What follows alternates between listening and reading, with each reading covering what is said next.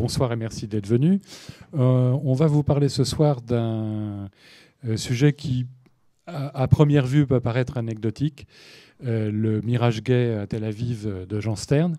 Alors, présentons d'abord Jean Stern, journaliste, qui a occupé des postes importants dans de nombreux médias mainstream, si l'on peut dire, qui a été également un des fondateurs de Guépier, qui a été aussi, il y a fort longtemps, qui a été un journal, un magazine qui a été un peu pour ceux qui s'en souviennent, le fer de lance de la cause homosexuelle dans les années... C'était il y a longtemps, rappelle-moi. À la fin des années 70, voilà, dans la foulée de mai 68, en quelque sorte. Et Jean est par ailleurs membre de l'UJFP, l'Union des Juifs français pour la paix. Il a dirigé sa revue pendant longtemps, jusqu'en 2013, c'est ça. Voilà. Et donc, Mirage gay à Tel Aviv, ça peut paraître a priori anecdotique, et ça ne l'est pas du tout. Jean est allé enquêter sur place, et il a décortiqué, il a décrypté une chose qui est devenue un des... pour Israël, un élément important de sa propagande, de la Hasbara, comme on dit, et qui est de présenter Israël, et en particulier Tel Aviv, comme une des cités, un des endroits les plus gay-friendly du monde. Ce qui a été attesté d'ailleurs par des sondages divers. Et cette image, elle correspond un peu à une réalité, c'est-à-dire que la parade gay annuelle à Tel Aviv est devenue un événement important. Je crois que tu citais le chiffre de 35 000 touristes la dernière fois, en 2016.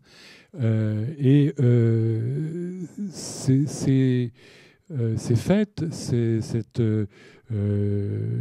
apparaissent comme complètement déconnectées de la réalité d'Israël que l'on connaît, c'est-à-dire en particulier de l'occupation des territoires palestiniens.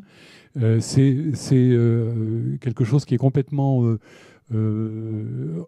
hors cadre, hors réalité, mais qui correspond à un effort très concerté de la propagande israélienne. Ce n'est pas du tout un hasard, ça a été voulu, organisé avec un mécanisme très précis que Jean décortique. Et ce livre est vraiment, je le dis, il est passionnant, et c'est une enquête journalistique formidable parce que Jean explore absolument tous les aspects de ce phénomène, le phénomène marketing, le phénomène société,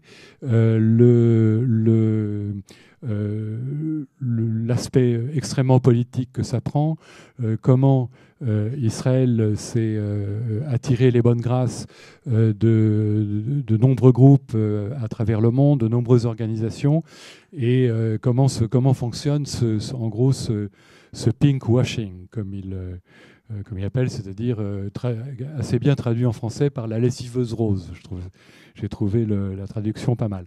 Donc, je vais passer la parole à Jean, qui va vous expliquer comment est né ce livre et comment il l'a réalisé. Il faut que je prenne le micro ? Oui. Ah. Il faut prendre le micro, alors d'accord. Bonjour. Oui, effectivement, je vais commencer par vous montrer une photo, en fait, parce qu'évidemment, grâce à mon éditeur, le livre est illustré par un cahier photo, et je voudrais que vous regardiez cette photo en haut à gauche, là, vous voyez deux militaires avec trois enfants. Cette photo illustre parfaitement ce qui est la réalité gay aujourd'hui à Tel Aviv. L'homme de gauche est l'adjoint au maire de Tel Aviv. Il est membre du Meretz, c'est-à-dire le plus à gauche, entre guillemets, des partis politiques israéliens. Il est adjoint au maire. Il a mis en place la politique gay à Tel Aviv. Il est président du centre gay et lesbien de Tel Aviv, du centre municipal gay et lesbien. J'insiste sur le thème municipal parce que c'est la vie de Tel Aviv Aviv qui paye le centre, qui paye la vie du centre, qui paye les 11 salariés du centre. Donc, et il est avec son compagnon, avec lequel il s'est marié au Canada. Et grâce à une hypocrisie extraordinaire de la loi israélienne, qui ne reconnaît pas, je vous le rappelle pour ceux qui ne le savent pas, le mariage civil. En Israël n'est reconnu que le mariage religieux. Le mariage civil pour les homosexuels à l'étranger a été reconnu par la Cour suprême israélienne. Donc c'est un paradoxe supplémentaire de la situation israélienne. Et vous voyez là leurs 3 enfants. Leurs 3 enfants, 2 jumelles qui ont aujourd'hui 4 ans, et le petit qui doit avoir, la petite qui doit avoir à peu près 2 ans, ont été conçus par gestation pour autrui en Inde et en Thaïlande. Et là encore, c'est un paradoxe incroyable de la société israélienne, mais Israël va aujourd'hui, les gays israéliens dominant à Tel Aviv, et je vais revenir sur ce concept de gays israéliens dominant à Tel Aviv pour qu'on comprenne bien de quoi il s'agit, eh ben, aujourd'hui, les gays font des enfants nombreux, très nombreux même, puisqu'on pense que ces 4-5 dernières années, il y a plus de 5000 couples gays qui ont fait des enfants à Tel Aviv, ce qui est un chiffre absolument considérable. Et parmi ces enfants, plusieurs millions ont été faits par GPA, alors que la GPA en France, comme vous le savez, n'est pas légale. Elle est autorisée en Israël pour les couples hétérosexuels, mais pas pour les couples homosexuels. Encore que le gouvernement Netanyahou est en train de préparer une loi pour ouvrir la GPA aux couples homosexuels en Israël. Et donc pour permettre que la GPA ne se pratique plus en Inde, en Philippines, en Thaïlande, ou pour les plus fortunés aux États-Unis, mais se pratique directement en Israël. Et évidemment, pourquoi on fait des enfants, c'est pas une revendication historique, je dirais, des gays mondiaux de faire des enfants. On fait des enfants pour peupler Israël. Et on fait des enfants parce que peupler Israël est un enjeu politique, démographique, central pour le gouvernement israélien, pour les autorités israéliennes, mais aussi, et j'y reviendrai parce que c'est un élément de complexification extrême, pour les religieux. En effet, la question de la démographie est extrêmement centrale en Israël, et la question de la démographie se traduit par des études, dont on peut évidemment discuter la fiabilité, voire la pertinence, mais ces études indiquent qu'en gros, en 2050, il y aura plus d'Arabes que de Juifs en Israël-Palestine. Et donc, évidemment, la question, au sens propre de la production d'enfants, est une question centrale pour le gouvernement israélien. Alors, ça me permet, en vous montrant cette photo, de vous dire que voilà, les gays israéliens n'ont absolument pas peur de poser en uniforme, sont très contents même de poser en uniforme. Cette photo, je n'ai pas été la voler, elle est sur les pages Facebook de ces garçons, elle a tourné, elle m'a été fournie par une attachée de presse de la mairie de Tel Aviv. Enfin, vous voyez, on communique dessus, on met en avant cet aspect-là. Et ça aussi, c'est très intéressant parce que on a pas mal regardé le pinkwashing. Le mot pinkwashing est né d'un autre mot qui a été employé, qui s'appelle le greenwashing. Vous savez tous ce que c'est que le greenwashing. Ça consiste pour les entreprises à se repeindre en vert, à mettre plus de plantes vertes dans les sièges sociaux, à donner 1 euro par 10 000 euros gagnés à je ne sais quelle association pour replanter des arbres, enfin, etc. Je dis ça de manière un peu ironique, mais parce que c'est jamais des actions de fond qui vont mettre en cause la réelle politique de ces groupes-là, le greenwashing. Le pinkwashing, c'est la même chose.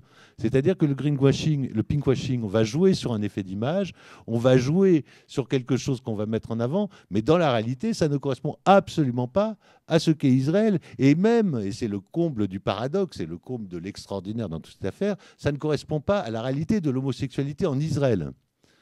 Même si Tel Aviv est aujourd'hui une des villes les plus gay-friendly au monde. Pierre l'a dit en introduction et c'est très important. C'est-à-dire, qu'est-ce que ça veut dire une ville gay-friendly? C'est quoi ce concept de ville gay-friendly? Eh bien, une ville gay-friendly, c'est une ville qui est capable de se mettre sur un marché, qui est le marché du tourisme gay.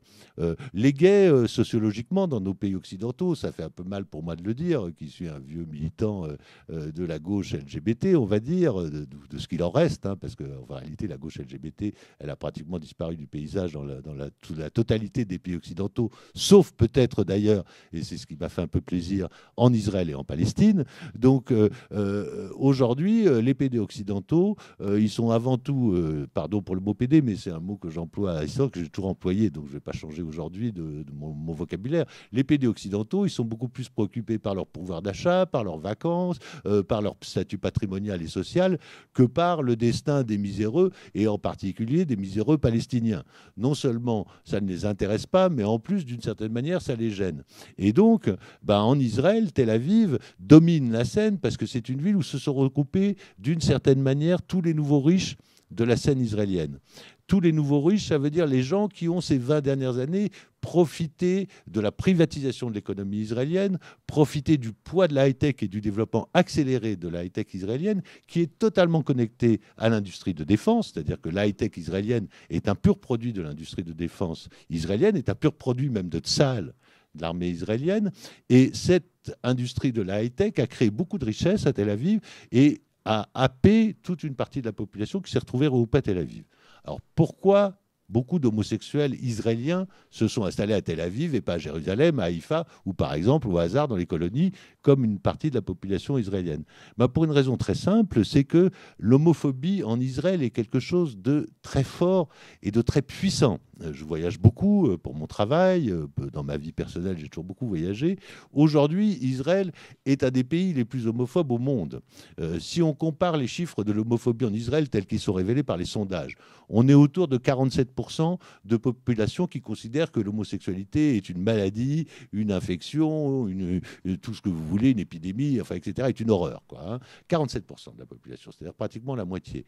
Pour vous donner les chiffres en Occident, dans nos pays, on est sur des chiffres qui varient de 4 à 5% pour les pays les moins homophobes, l'Espagne, les Pays-Bas, l'Allemagne, à 10% pour les pays les plus homophobes, dans lesquels il faut malheureusement ranger la France, où on est à peu près au même niveau question homophobie que les Polonais. Mais enfin, c'est jamais que 10% de la population, c'est loin d'être 47%. Donc vous voyez, il y a eu un espèce d'effet d'aspirateur comme ça, parce qu'ils ont trouvé en Tel Aviv un endroit plus confortable pour vivre, un endroit où vous pouvez avoir un certain entre-soi, et une ville qui, si on la regarde sans aucune lunette politique, on va dire, est une ville agréable. Tel Aviv, qui était une espèce de trou à rats il y a encore 20 ans, une ville absolument sinistre.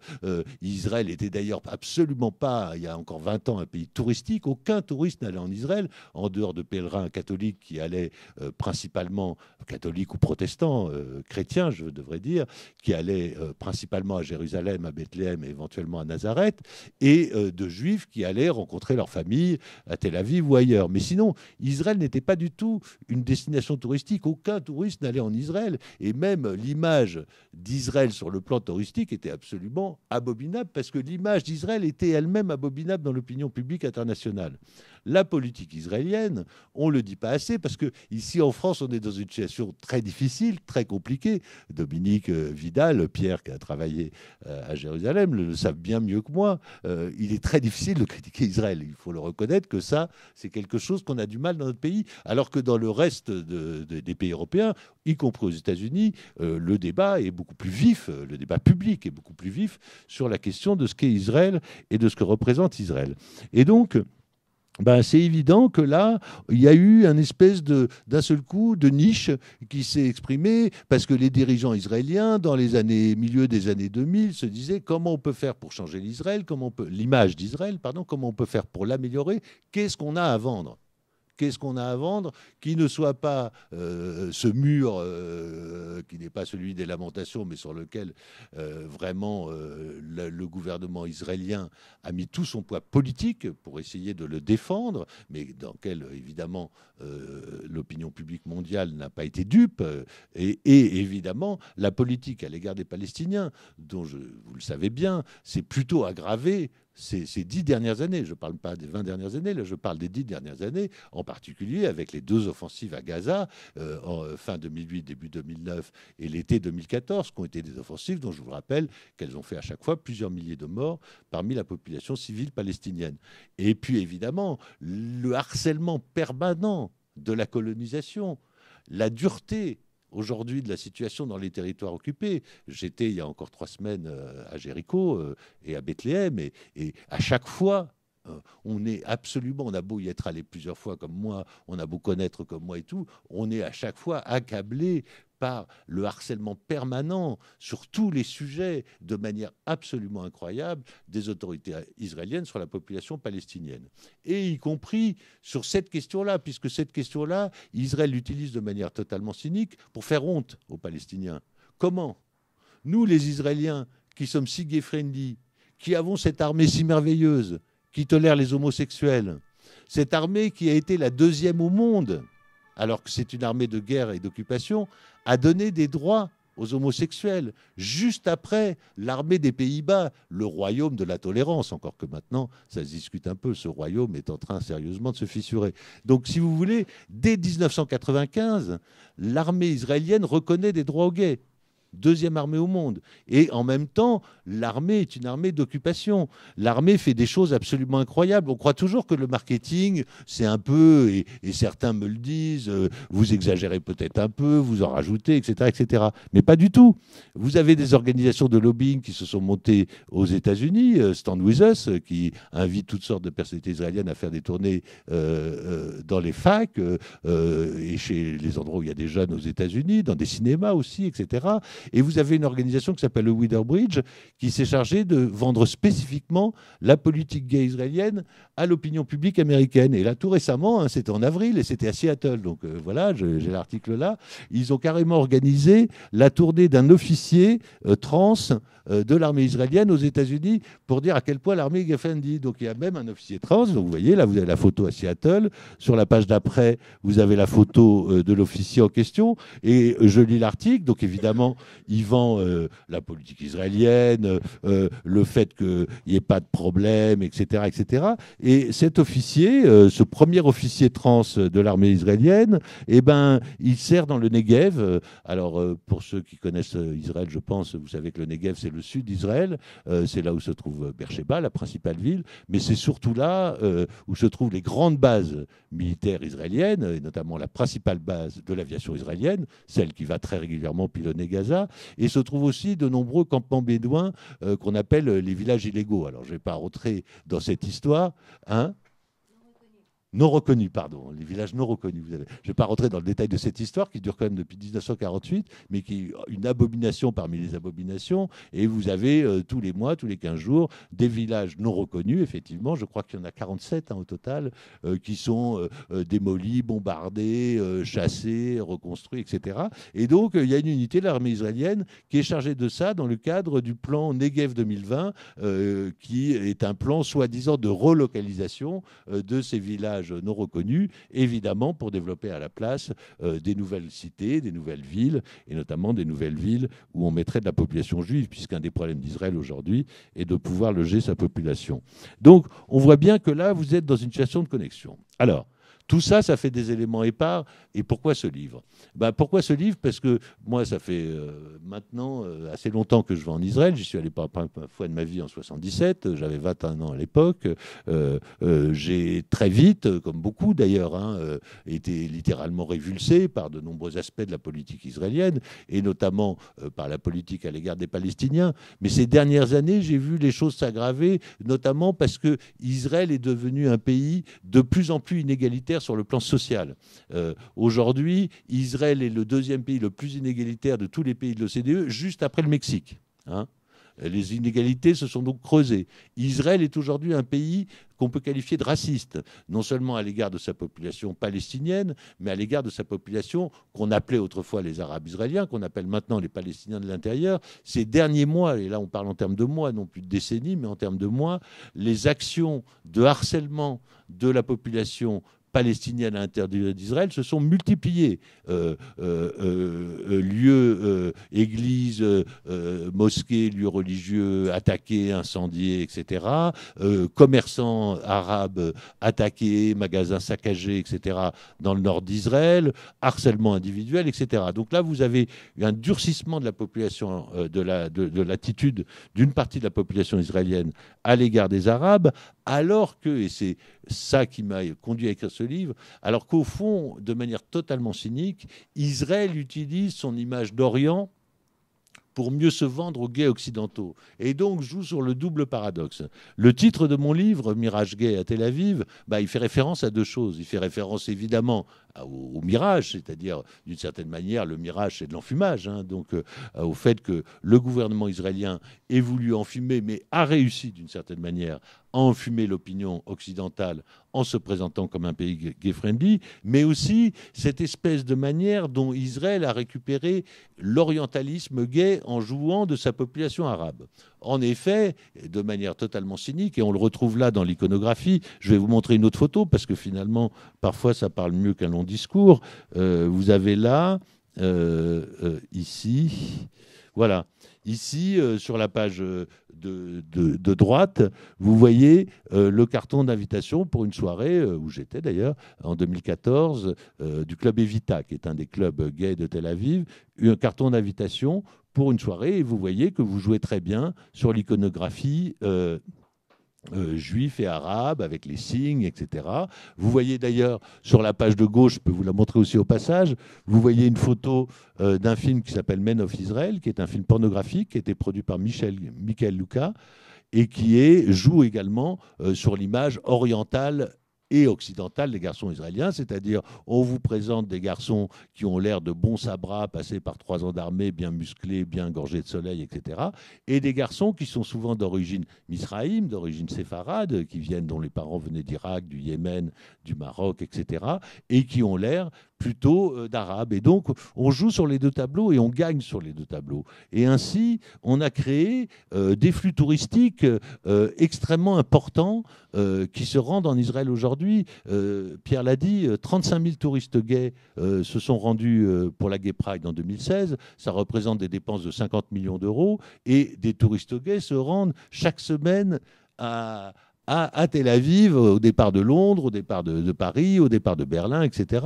Parce que vous savez aujourd'hui qu'avec EasyJet, vous allez à Tel Aviv pour 210 euros. Hein. C'est quand même pas très, très compliqué. Les hôtels sont relativement chers, mais il y a des tas de gens qui n'ont aucun problème pour aller claquer 1000 balles par week-end à Tel Aviv et qui le font avec grand plaisir. Et c'est ça le deuxième problème qui s'est posé à moi et que j'ai essayé de comprendre, c'est que au fond, ce qui n'était que du tourisme, parce qu'il n'y a pas qu'Israël qui fait du marketing en direction des gays, Ibiza le fait, San Francisco le fait, Berlin le fait, Vienne le fait. D'ailleurs, Israël a travaillé avec un cabinet qui est spécialisé dans le marketing gay, qui s'appelle Outnao et qui est basé aux Pays-Bas et qui travaille pour des grandes compagnies, Lufthansa, Orange, IBM, ou des grandes villes comme Copenhague, Vienne, Berlin, etc. Donc Israël n'est pas le seul à faire ça.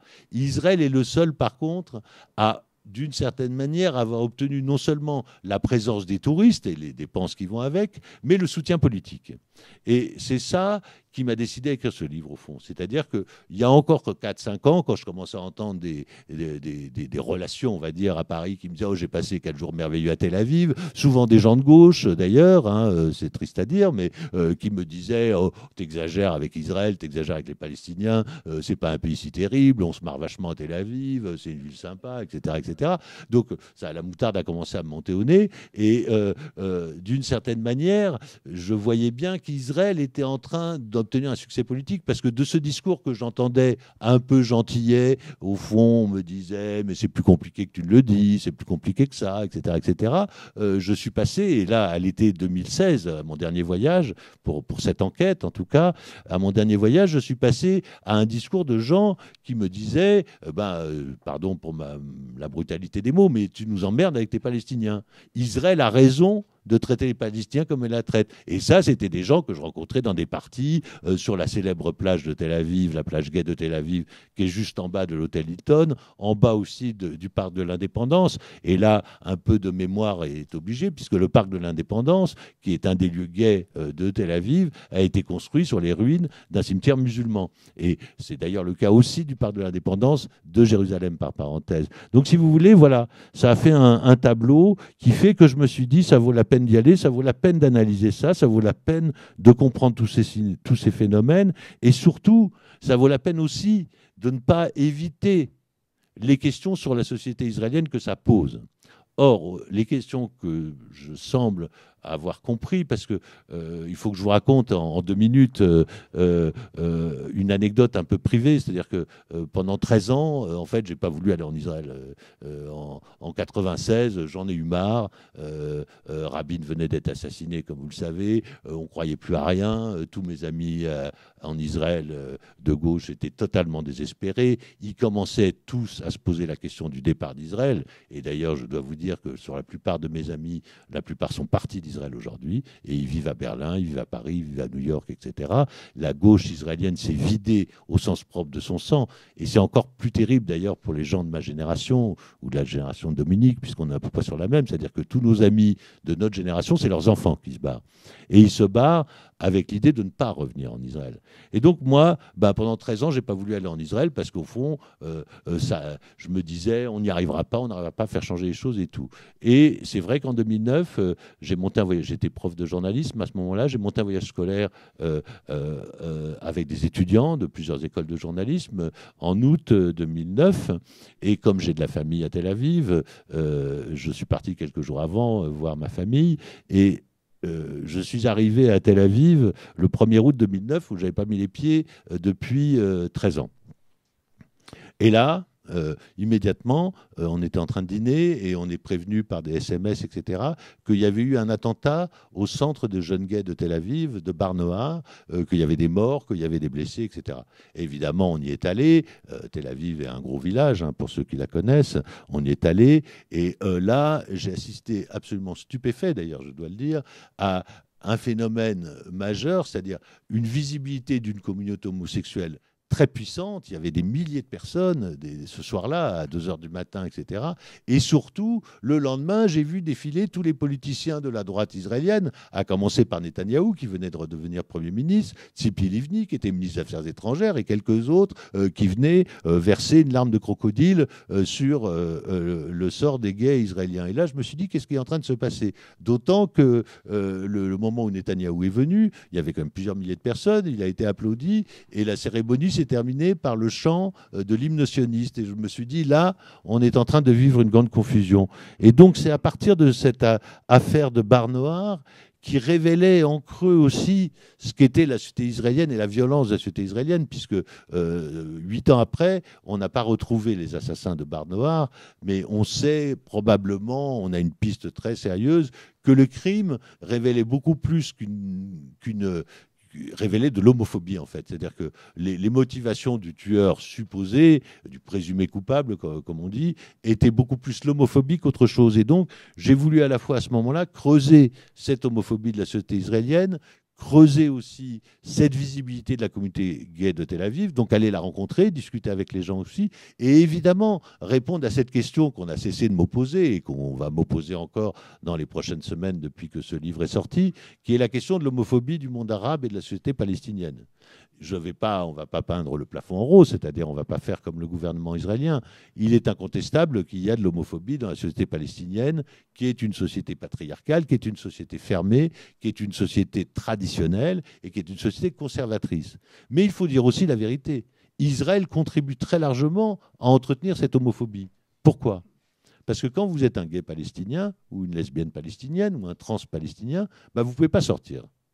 Vous ne pouvez pas sortir de Gaza, vous êtes dans une prison, vous pouvez très difficilement circuler à l'intérieur des territoires occupés, et donc vous êtes enfermé. 2, quand vous avez recours à tous ces instruments modernes de communication, on va le dire comme ça, qui permet, via des réseaux, de faire des rencontres, vous pouvez vous faire repérer par l'armée israélienne, dénoncer et chanter. Alors, ça aussi, quand j'en commençais à en parler, puisque beaucoup de gens le disaient, etc., vers 2010-2011, tout le monde me disait, mais non, ça c'est une légende, ça n'existe pas, c'est pas vrai, etc., etc. Et puis, en 2013, il y a des militaires, 43 pour être très précis, de l'unité 8200, qu'on publie un appel dans un journal israélien à droite, qui a été repris par le Guardian, qui disait, oui, nous, soldats réservistes de l'unité 8200, nous sommes obligés d'espionner la société civile palestinienne, et donc nous sommes détournés de notre mission, qui est censé prévenir le terrorisme et donc de repérer éventuellement des terroristes. Et repérer la société civile palestinienne, ça veut dire quoi? Ça veut dire repérer des homosexuels, repérer des alcooliques, repérer des hommes ou des femmes adultères, repérer même des gens qui ont des problèmes de santé, des problèmes graves de santé et qui ont besoin d'argent pour avoir des traitements coûteux. Et ces gens-là, on peut les soumettre au chantage. Et donc, on a soumis au chantage, l'armée israélienne a soumis au chantage des dizaines d'homosexuels palestiniens et en a fait des collabos. C'est très terrible parce que s'ils sont repérés, ils sont tués. Et s'ils refusent d'être collabos, ils sont dénoncés à la police palestinienne et à leur famille, et leur destin est aussi assez sombre. Et donc, Israël, tout en s'affirmant gay-friendly, tout en proclamant que c'est vraiment un pays formidable pour les gays, etc., contribue très largement à l'enfermement, à l'oppression et à la répression que subissent aujourd'hui les gays palestiniens. Donc, j'en aurais fini en vous disant que on va en reparler dans le débat, mais évidemment, c'est quelque chose qui est très important, ce qui se passe en Israël, parce que Israël, de beaucoup de points de vue, est aujourd'hui un modèle pour les pays occidentaux, est un modèle politique, mais aussi un modèle social. Et ce qui est en train de s'expérimenter chez les gays aujourd'hui, sur lequel on viendra dans le débat, mais cette espèce d'homonormalité, ce qu'on appelle de manière plus large l'homonationalisme, c'est-à-dire que les gays aujourd'hui soutiennent non plus des causes sociales, mais des causes nationalistes et tout, et ce phénomène-là, c'est ce qui se passe aujourd'hui en Israël, mais c'est ce qui est en train de se produire chez nous. Et là-dessus, on va faire une connexion avec l'actualité très récente, et je vais passer la parole à Dominique qui va un peu développer ce sujet. Merci. Voilà, Dominique, effectivement, sur ce phénomène plus vaste de l'homonationalisme que l'on voit en Europe, et sur l'insertion de ce mirage gay israélien là-dedans. Bon, d'abord, je voudrais dire que parfois, à l'IREMO, on utilise des titres trompeurs. Donc, ce que nous faisons ce soir, ça s'appelle une controverse. Le problème, c'est que comme je trouve le livre de Jean excellent et que j'en partage à 9 999 pour 10 000 les thèses et les analyses, on ne peut pas vraiment dire qu'il s'agisse d'une controverse. Je voudrais simplement faire 3 remarques qui me paraissent importantes et qui ne répètent pas ce que Jean a déjà très bien dit. La première remarque tourne autour d'un mot qui est très connu en hébreu, et pour ceux qui connaissent Israël, ça s'appelle chutzpah. Chutzpah, c'est le culot, mais c'est plus que le culot. C'est le culot grossier, je dirais. Eh bien, toute cette affaire de gay-friendlitude israélienne, c'est vraiment de la chutzpah. Pourquoi je dis ça? Parce que c'est vrai qu'Israël a dépénalisé l'homosexualité. Indiscutable. Mais des dizaines de pays l'ont fait, y compris en Afrique. Et en plus, Israël n'a pas été parmi les premiers. Ça date de... Voilà. On n'est pas très loin. Deuxièmement, il y a quand même dans le monde aujourd'hui, si j'ai bien regardé mes statistiques les toutes dernières, 23 pays qui reconnaissent le mariage homosexuel. Pas Israël. Israël n'y est pas. Vous avez l'indice de tolérance, je n'y reviens pas, qu'a cité Jean, mais ce qu'il faut bien comprendre, c'est qu'on n'est pas dans une homophobie light. On est dans quelque chose qui est au cœur de la religion. Il y a, dans la Torah, dans le Lévitique plus précisément, cette phrase, il n'y en a qu'une. Mais elle dit tout. Elle dit « Tu ne coucheras pas avec un homme comme avec une femme ». Eh bien, pour les gens qui sont religieux, et c'est l'immense majorité des Israéliens, dont ceux qui sont ultra-religieux, ultra-orthodoxes, et ils sont de plus en plus nombreux, eh bien, pour eux, ça veut dire que l'homosexualité n'est pas seulement une perversion ou une maladie, c'est une damnation. C'est ça qui fait la base d'une homophobie profonde que Jean a citée.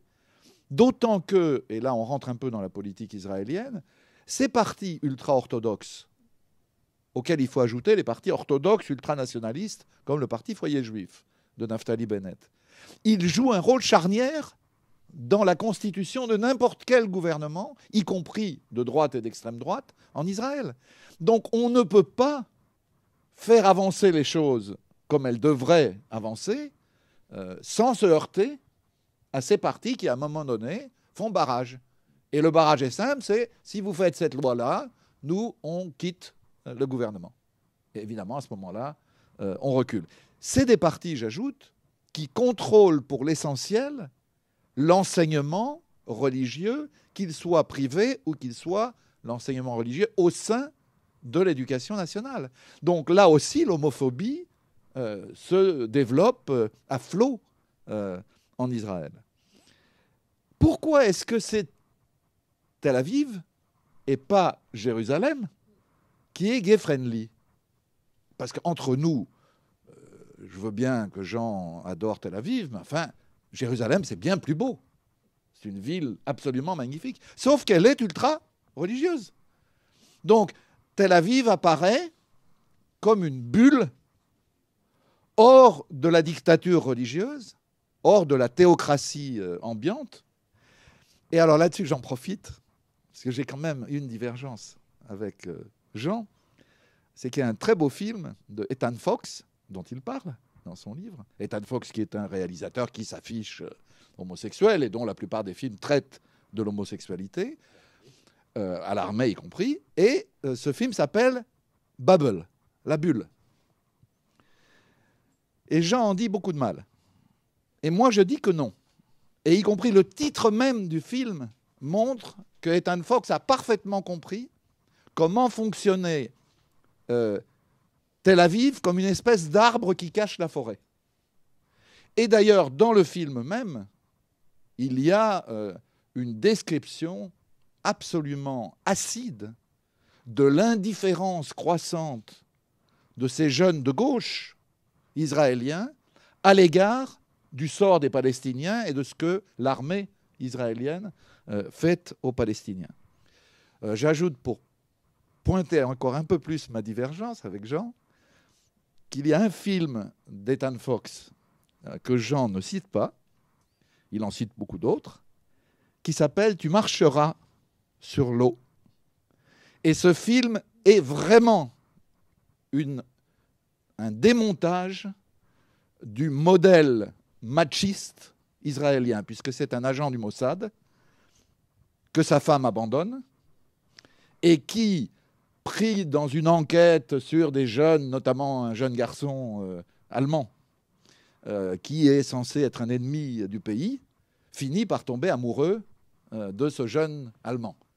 Lui, le soldat, lui, l'agent du Mossad. Bref, je trouve que Bubble et plus généralement le travail d'Ethan Fox mériterait un peu plus de gentillesse que Jean ne lui en accorde. Deuxièmement, voilà, il y a une controverse. Enfin, elle est quand même sur un point très précis. Deuxième élément qui me paraît très important, parce que Jean l'a cité, et dans son livre, il le développe, mais je voudrais quand même le dire. Cette affaire de pinkwashing n'est absolument pas, comme tu l'as dit, une affaire marginale ou anecdotique.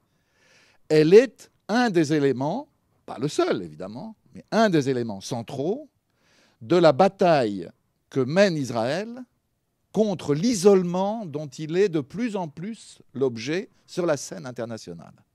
Et ça, il faut bien le comprendre, parce qu'il y a toujours chez les Israéliens cette espèce d'esprit conquérant, et on a tout gagné, et on a écrasé nos ennemis, et on est les meilleurs. C'est beaucoup plus compliqué que ça. Depuis la seconde intifada, depuis la construction du mur, depuis les attaques sanglantes contre Gaza, il y a dans l'opinion internationale une distance, et plus que, à mon avis, une distance qui a été prise à l'égard de la politique israélienne. Quand vous regardez, je ne suis pas un grand amateur de sondage, contrairement à ma réputation, je ne sais pas pourquoi on me dit ça, mais il faut bien avoir des points de référence sur l'opinion internationale. Vous avez chaque année, depuis 20 ans ou 30 ans, un sondage Pew, publié par la BBC, une fois par an.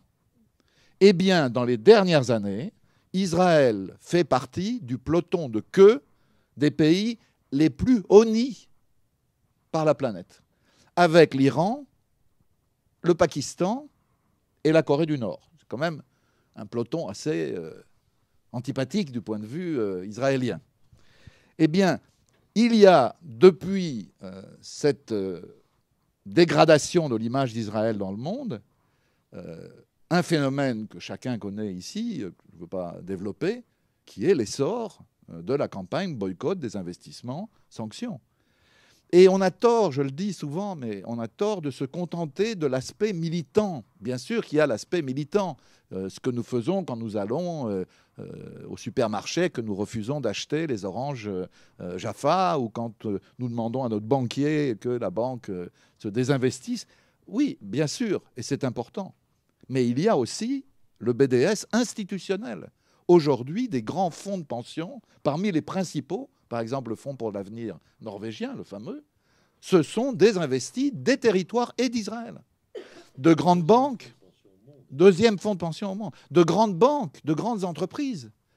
On dit en France, oui, d'accord, en France on a un gouvernement, surtout le dernier, en date, qui a été particulièrement mouillé dans la politique israélienne, au point d'ailleurs d'essayer de criminaliser BDS. Mais il n'empêche qu'on a deux cas absolument flagrants. Veolia, qui était jusqu'au cou dans l'affaire du tramway de Jérusalem, et qui s'est désinvesti des territoires et d'Israël. Et la plus belle histoire, celle de l'an dernier, celle d'Orange, qui a annoncé qu'elle allait rompre son contrat avec son entreprise partenaire, qui s'appelle Partner d'ailleurs. Et il y a eu un scandale, le PDG d'Orange a été en Israël pour essayer de calmer les choses. Mais à la fin de l'année, ils ont bel et bien rompu leur contrat avec Partner. Donc si vous voulez... Pardon ? Oui. Ok, mais ça, pour moi personnellement, ce qui m'importe, c'est la signification politique de gestes comme cela. J'ai aucune illusion sur les raisons qui font... ils n'ont pas de sympathie particulière pour les Palestiniens. Veolia sait qu'ils ont perdu des milliards de dollars de contrats dans le monde arabe à cause de leur implication dans le tramway. Ça explique largement leur attitude. Donc pourquoi je dis tout ça? C'est simplement pour dire qu'Israël est pris dans un étau d'isolement qui lui pose des problèmes auxquels il doit répondre par ses campagnes de propagande. Et le pinkwashing n'est pas la seule. La principale, c'est la campagne contre BDS, qui a quand même mobilisé au total plus de 100 millions de dollars en 2016, au total, avec ce qui a été dépensé aux États-Unis, en France, etc. Donc, ça veut dire que cette affaire de pinkwashing que Jean décortique très bien, elle est un élément qu'il faut avoir en tête dans un ensemble de bataille. J'ajoute un mot là-dessus. Vous avez vu ce qui s'est passé hier. Netanyahou a refusé de recevoir le ministre des Affaires étrangères allemand parce que celui-ci avait deux rendez-vous, un avec B'Tselem et l'autre avec Breaking the Silence, l'organisation des soldats qui dénonce les horreurs de l'armée israélienne dans les territoires. Le ministre des Affaires étrangères allemand, Allemagne qui est un des grands pays alliés d'Israël en Europe, ne s'est pas dégonflé. Il a dit, bon, mais je ne verrai pas Netanyahou, c'est pas grave. Mais pour Israël, c'est un précédent très grave qui montre que la radicalisation de la politique israélienne, à la fois vis-à-vis des Palestiniens et au plan intérieur, parce que tout ça est lié aux lois contre les ONG israéliennes, c'est un élément qui va accentuer encore l'isolement d'Israël et donc accentuer les tentatives de bataille de propagande. Dernier point, je vais être très bref sur celui-là. Ce pinkwashing, il est aussi, et ce n'est pas un hasard à mon avis, vu les liens qui existent entre Israël et l'extrême droite européenne. Vous savez qu'il y a eu, depuis 2010 maintenant, des rencontres, des visites des principaux dirigeants de l'extrême droite européenne en Israël, eh bien, on retrouve le même phénomène dans les partis d'extrême droite européens. Le premier, ça a été le PVV, le Parti de la Liberté, néerlandais, dont le fondateur et l'actuel dirigeant se revendiquent homosexuels et qui ont créé cette espèce de nœud qui est au cœur du discours de Marine Le Pen chez nous. C'est très pervers quand on y pense. C'est-à-dire, l'islam, puisque l'islam c'est la cible, est très méchant avec les homosexuels, comme il est très méchant avec les femmes. Donc, pour lutter contre l'islam, eh bien, on s'allie aux homosexuels comme aux femmes, et on fait de nos partis d'extrême droite, qui ont toujours été homophobes, enfin, nous avons, Jean et moi, presque, pas tout à fait, le même âge, on a connu les chasses aux PD, qui étaient organisées notamment par les jeunes connards du Front National. Ce n'était pas de la politique, c'était leur nature, c'était leur ADN politique, si vous voulez. Eh bien, ces partis homophobes sont devenus des partis gay-friendly. Et vous avez, autour de Marine Le Pen, ce n'est pas la peine de donner les noms, ils sont connus, aujourd'hui, un grand nombre, pas un cas, parce qu'on parle toujours d'un cas, non, un grand nombre d'homosexuels affichés, dont certains ont fait partie du mouvement homosexuel, étaient engagés dans le mouvement, dans la cause homosexuelle. Et là, vous voyez l'espèce de manière de boucler la boucle. Donc, l'islamophobie devient facteur d'homophilie pour convaincre les homosexuels d'aller dans le sens des partis d'extrême droite. Pour être franc, ça m'inquiète moins que le même phénomène, mais avec la classe ouvrière. Ce qui s'est passé aujourd'hui chez Whirlpool n'est absolument pas une surprise, c'est le résultat de 10 ans de travail de la direction du Front National pour se donner, lui qui est un parti patronal par excellence, et qui l'a toujours été, l'apparence d'un parti ouvrier. C'est les mêmes logiques de détournement, d'enfumage, de washing, alors pink ou autre, qui sont à l'œuvre. Et c'est vrai que quand on regarde la planète aujourd'hui, cet homonationalisme, cette utilisation de l'homosexualité au service de l'extrême droite, c'est quelque chose qui est devenu non plus une expérience ici ou là, mais un phénomène général. Et je terminerai avec une phrase. L'an dernier, on a accusé Geert Wilders, le leader du PVV, d'être raciste. Et il a dit « Moi, raciste, mais je couche tous les soirs avec un jeune Marocain. » Au passage, une petite remarque sur Jérusalem et Tel Aviv. Ayant vécu à Jérusalem, Jérusalem, c'est quand même une ville sinistre. Peut-être que la vieille vie est très jolie, mais quand on va à Tel Aviv ou à une autre des villes du bord de mer, les gens vous disent « Mais tu vis là-bas, mais comment tu fais ? Il n'y a que des fous religieux et des malheureux fonctionnaires d'État qui sont obligés d'y vivre. » Voilà. Et donc tout le monde se replie sur les côtes. Sur cet aspect de l'homonationalisme, est-ce qu'il y a des résistances dans ce qu'on peut appeler, je ne sais pas, la communauté ou la société homosexuelle ? Hélas non, très peu. Comme il y a très peu, et là il faut aussi nuancer ce qui se passe en France et ce qui se passe dans nos pays voisins. L'opposition dans la communauté radicale gay, LGBT, au pinkwashing est extrêmement importante aux États-Unis, en Grande-Bretagne, en Australie, au Canada, en Allemagne, absolument, à Berlin, à peu près partout au monde, sauf en France. Hein. Alors, on est dans cette logique qu'a décrit Dominique de criminalisation de l'opposition à Israël au sens large. Hein. Mais c'est vrai qu'en France, pour l'instant, les campagnes contre le pinkwashing n'ont pour l'instant pas pris. C'est d'ailleurs une raison pour laquelle j'ai fait ce bouquin, c'est que je me disais, il faut quand même que quelqu'un se jette à l'eau dans ce foutu pays et au fond, le faire avec mes armes à moi, hein, qui sont le journalisme, qui sont l'enquête de terrain. Je ne suis pas un théoricien, je ne suis pas un penseur, je ne suis rien de tout ça. C'était la seule manière de me dire, je vais leur amener des faits à ces gens-là, je vais leur raconter des faits. Alors, c'est vrai que la question de l'homonationalisme, elle est extrêmement sensible parce qu'aujourd'hui, non seulement c'est les entourages, mais c'est aussi la ligne politique. Le Front National, puisqu'on peut parler de lui en France, hein, en 2008-2009, il condamnait l'opération militaire israélienne à Gaza. En 2014, il la justifiait. Hein. Donc le tournant a été quand même extrêmement rapide. Hein, extrêmement rapide. Marine Le Pen passe son temps à envoyer des émissaires à Tel Aviv, ou à Jérusalem d'ailleurs. Le dernier, c'est en janvier, c'est Nicolas Bay, qui est le secrétaire général du Front National, qui a profité d'un obscur colloque organisé sur la santé pour se rendre à Tel Aviv, rencontrer d'ailleurs le ministre de la Santé du Likoud, et surtout, parce que c'est ça qui est important, rencontrer des militants de base du Likoud, des groupes de travail, des groupes de militaires du Likoud, etc.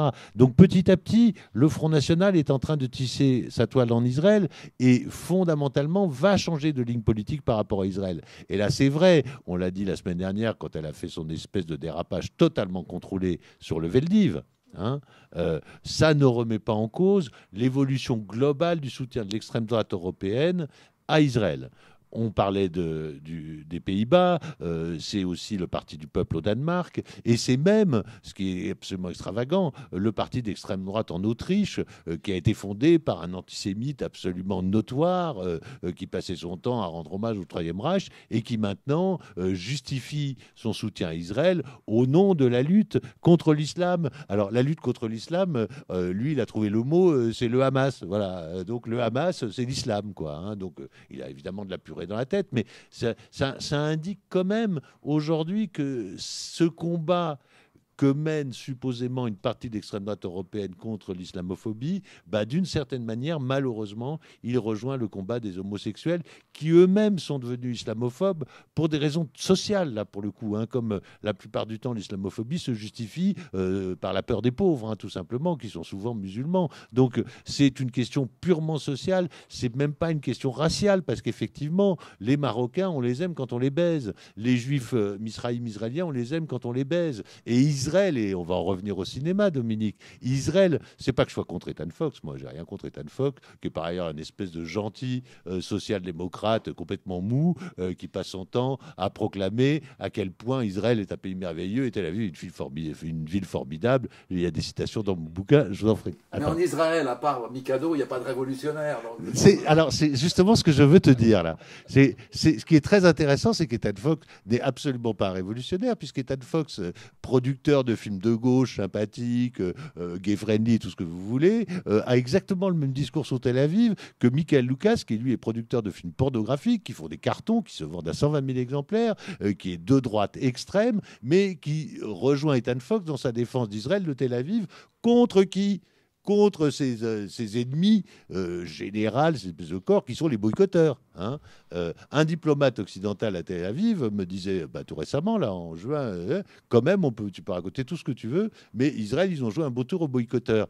Et le cinéma d'Ethan Fox a fait partie de cette stratégie. Alors moi, je le critique, et ça, on peut en discuter, évidemment, mais le cinéma israélien et le cinéma de gauche gay-friendly a été un argument central pour conquérir le public occidental. C'est vrai que tu vas voir The Bubble. Alors moi, je trouve que c'est très discutable, mais on ne va pas avoir une discussion là sur The Bubble, mais tu vas voir The Bubble, effectivement, tu as des jeunes de gauche, tu as une ville sympa, tu rigoles, tu as des bars branchés, tu as des boîtes fortes. J'ai été dans des...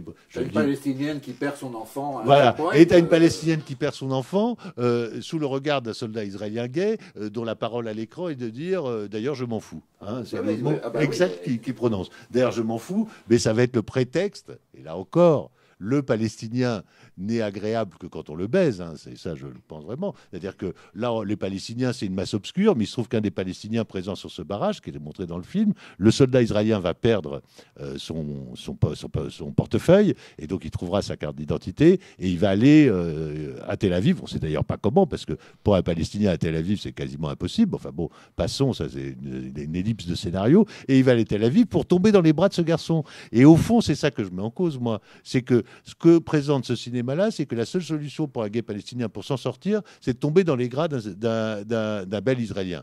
Alors, c'est en partie vrai. C'est en partie... Hein ? C'est en partie vrai, mais c'est en partie dramatique aussi. Et ça m'amène aussi, pour nuancer un petit peu, parce que ce qu'il y a d'intéressant, c'est que Tel Aviv, c'est vraiment la ville... alors, bon, bah, c'est par certains aspects, c'est vrai que c'est une ville agréable, parce que c'est Miami. Hein. Vous avez des cafés ouverts 24 heures sur 24, il y a des taxis, il y a des Vélib, il y a des plages, il y a des boîtes, il y a les sushis les plus extravagants de la Terre, enfin, etc. Mais en même temps, Tel Aviv est quelque chose qui... Moi, j'ai rencontré beaucoup, il y a quand même beaucoup de gays radicaux en Israël. Finalement, j'étais assez content parce que c'est en Israël que j'ai rencontré le plus d'opposants au pinkwashing, en tout cas beaucoup plus en Israël qu'à Paris. Et ceux-là, ils sont en train de fuir Tel Aviv, notamment les lesbiennes, notamment les jeunes gays, cette nouvelle génération qui est en train d'arriver, pour s'installer plutôt à Haïfa qu'à Jérusalem, parce qu'effectivement, Jérusalem, c'est une ville qui, par beaucoup d'aspects, est pesante, et pas seulement, à mon avis, parce que c'est la ville de la religion, mais aussi et surtout parce que c'est la ville de la colonisation aujourd'hui. C'est quand même une ville où on se bat rue par rue, quartier par quartier, où je vous rappelle que le mur ne suit absolument plus la ligne verte pour mettre des trucs à l'ouest et d'autres trucs à l'est. Enfin bon, donc c'est Jérusalem est la ville où probablement le poids de la colonisation est le plus fort au jour le jour, peut-être même plus encore qu'à Hébron, etc. Et donc, Haïfa, qui est une ville du nord d'Israël où vous avez des juifs et arabes, est aussi la ville de la Renaissance aujourd'hui, d'une certaine radicalité, non seulement chez les gays et les lesbiennes et les trans d'origine juive, mais aussi chez les gays et les lesbiennes et les trans d'origine palestinienne. Vous avez aujourd'hui 2 organisations gays palestiniennes qui sont basées officiellement à Jérusalem-Est, mais qui en réalité sont plus actives à Haïfa, mais qui essaiment, font des rencontres, des réunions, etc., à Hébron, à Ramallah, etc. Donc là, on voit émerger une nouvelle radicalité dont évidemment qui se heurte, alors là, comme dans un mur, au pinkwashing et au rouleau compresseur de la propagande israélienne, qui est aussi très forte à l'intérieur même du pays. C'est-à-dire que on fait honte aux Palestiniens toute la journée. Netanyahou, vous avez vu, ces abominables Palestiniens qui ne sont pas LGBT. On fait honte aux religieux toute la journée. Vous avez vu ces abominables rabbins qui ne sont pas LGBT. Moi, je suis gay-friendly, je défends la cause des gays et je défends la cause des gays. Et au fond, je construis un nouveau modèle qu'on est en train de proposer au reste du monde. On va peut-être passer aux questions, si quelqu'un en a dans le... Il y a un micro-baladeur. J'en ai une, bien sûr, au regard du boycott. Donc j'imagine qu'il doit y avoir des tas de forums LGBT, etc., vacances en Israël, Est-ce que ce sujet ressort? Est-ce qu'il y a des conseils de l'un ou l'autre des forumistes? N'allez pas en Israël pour telle et telle raison. À titre de parallèle, je fais de l'ornithologie et il suffit de taper ornithologie à Malte pour voir tout de suite un conseil de boycott, puisqu'ils ne respectent absolument pas les réglementations européennes en matière d'espèces migratrices, etc. Donc, puisqu'on est dans la migration, d'une certaine façon... Je vais vous faire une réponse triste, malheureusement. En plus, c'est amusant ce que vous me dites, parce que j'ai un de mes plus vieux amis, un ami de classe, qui est maintenant le président du syndicat, enfin, président français du syndicat mondial des anesthésistes. Et l'année dernière, le syndicat mondial des anesthésistes s'est réuni, je ne sais pas où, à Tokyo, peu importe d'ailleurs, et devait choisir le lieu de destination de son prochain congrès. Proposition A, Barcelone, je crois. Proposition B, Tel Aviv. Ça a été un débat que m'a raconté cet ami absolument incroyable, avec un vote de tous les anesthésistes à travers le monde, qui a abouti à une majorité d'ailleurs très nette, je crois plus de 60%, refusant de tenir le congrès à Tel Aviv. Donc les anesthésistes, donc pour vous dire que ça existe. Chez les gays, pas du tout. Chez les gays, pas du tout. Et chez les gays français en particulier, pas du tout. Parce que, si vous voulez, chez les gays français, il y a à la fois ce peu d'intérêt, je dirais, ce peu de groupes réellement mobilisateurs sur les questions politiques et sociales, pour l'instant. Hein. C'est-à-dire que finalement, la dernière phase de mobilisation collective des gays, c'est la lutte contre le sida dans les années 80 et les années 90, parce que même la lutte sur la question du mariage pour tous, au moment de la loi Taubira, a été une lutte de toute la société, n'a pas été une lutte spécialement de la communauté gay. Et donc, vous n'avez pas ça. J'ai vu tristement, d'ailleurs, il y a 2 jours, chaque année, il y a la Gay Pride à Tel Aviv, qui est le premier week-end de juin. Cette année, je crois que c'est le week-end du 3-4 juin. Et ben, hier, Michel Sibony, que vous connaissez tous ici, m'a transmis un appel d'un groupe appelant à boycotter la Gay Pride à Tel Aviv. Et j'ai vu que le texte était un truc traduit de l'anglais. Donc, il n'y a même pas quelqu'un à Paris qui est capable, j'aurais pu le faire si vous me l'avez demandé, mais il n'y a même pas quelqu'un à Paris qui est capable de rédiger un appel en français pour dire il faut boycotter la Gay Pride à Tel Aviv et voilà pourquoi. Donc, on en est loin. Ce que j'espère, pour être franc, c'est pour ça aussi que j'ai fait ce livre, j'espère que ce livre va donner des idées à quelques-uns pour relancer une dynamique de mobilisation. Et ça, ça me plairait évidemment beaucoup. Est-ce qu'il y a d'autres questions ? Et je vous remercie beaucoup pour ce livre. Moi, je voudrais savoir quelles actions vous pouvez mener avec ce livre à l'appui au sein de la communauté gay, justement, notamment en contactant le centre LGBT, peut-être, ou en faisant des choses. Moi, je suis à David et Jonathan. Et on a eu la pression, on est constamment sous la pression de cette association gay juive qui est le Bet Avrim, dont je pense qu'il a des liens très, très serrés et très étroits avec l'ambassade d'Israël ou avec les officines. Et on a eu, il y a quelques années, ils ont fait le forcing pour qu'on fasse un voyage en Israël, soi-disant interculturel, où il y avait quelques musulmans pour la forme et quelques chrétiens qui n'avaient pas leur mot à dire. Et ça s'est terminé en un voyage de propagande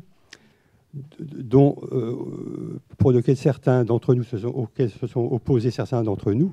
Et c'était terrible, parce qu'on a été traités d'antisémites. On en est encore là. Et on a créé après, quelques courageux ont créé après les massacres de 2014 un collectif LGBT pour la Palestine, qui n'est pas très actif, mais qui a quand même, au moins sur son site internet, donné la parole, ce qui nous semble intéressant, aux Palestiniens gays, c'est-à-dire aux associations Al-Quoz, je crois, elle s'appelle Al-Quoz, et puis la lesbienne, je ne sais plus comment elle s'appelle, qui commencent à développer une argumentation contre le pinkwashing de l'intérieur, et qui est très intéressant de voir leurs arguments pour lutter, parce que jusqu'à présent, ils étaient complètement pieds et poings liés avec les gays israéliens, et on comprend pourquoi. Mais il y a une réaction, et ça, ce serait intéressant que les Français gays la connaissent. Vraiment, il y a des articles tout à fait intéressants qui sont sur leur site. Et... Juste un mot, je passe la parole après à Jean. Sur le côté palestinien de l'affaire, je pense qu'il faut être assez prudent, et Jean l'est d'ailleurs dans le livre. C'est vrai que la société palestinienne, c'est encore une société très traditionnelle, où la religion a un poids important. Mais bon, ça, c'est le background, disons. Mais il y a aussi la politique.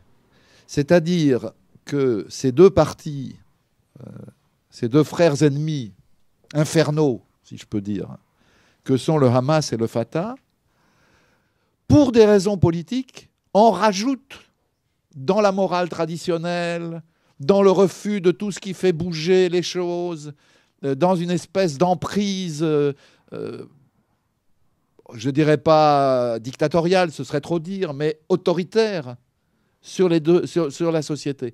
Et c'est vrai, alors tout le monde le dit, du Hamas à Gaza, mais là c'est difficile de dire l'inverse, mais c'est vrai aussi avec le Fatah et l'autorité palestinienne en Cisjordanie.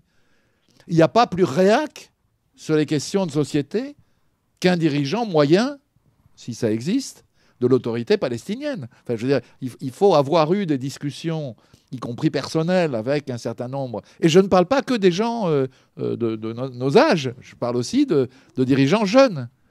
Donc, je pense que c'est très important de ne pas poser, et Jean ne le fait pas, hein, je le dis clairement, mais ne pas poser un regard orientaliste sur une société palestinienne, arabe, arabo-musulmane, qui serait naturellement homophobe, c'est plus compliqué que ça. C'est aussi l'effet des jeux politiques qui ne cessent pas. Enfin, vous avez dû voir que hier, Mahmoud Abbas a annoncé qu'il allait couper les vivres aux fonctionnaires qui se trouvent à Gaza. Alors, je comprends bien qu'il y a une lutte politique entre les deux institutions, Hamas et Fatah, mais enfin, en arriver à ce type de mesures, ça pose de vrais problèmes. Donc, quand on est pris, les gays et les lesbiennes, dans cette espèce de lutte infernale, évidemment que ça a des conséquences dans la mobilisation de ce qu'il y a de plus réactionnaire dans la religion musulmane comme dans la religion juive de l'autre côté. Oui, parce que sur ce plan-là, ce qui est intéressant, c'est qu'effectivement, de voir qu'au conservatisme de la société palestinienne, on retrouve le conservatisme évidemment de la société israélienne. Et c'est quasiment un effet miroir qui est super intéressant, parce que la classe politique israélienne est certes pour partie, et pour partie seulement, et sa fraction laïque, hein, c'est-à-dire une partie du Likoud, et le parti travailliste, les partis centristes, et le Meretz, c'est donc une partie de la classe politique israélienne, mais ce n'est pas du tout toute la classe politique israélienne. Et la classe politique palestinienne, aujourd'hui, elle est comme, si j'ose dire, figée, quoi. C'est comme une espèce de... Ils sont dans la glace, quoi, au sens propre du terme.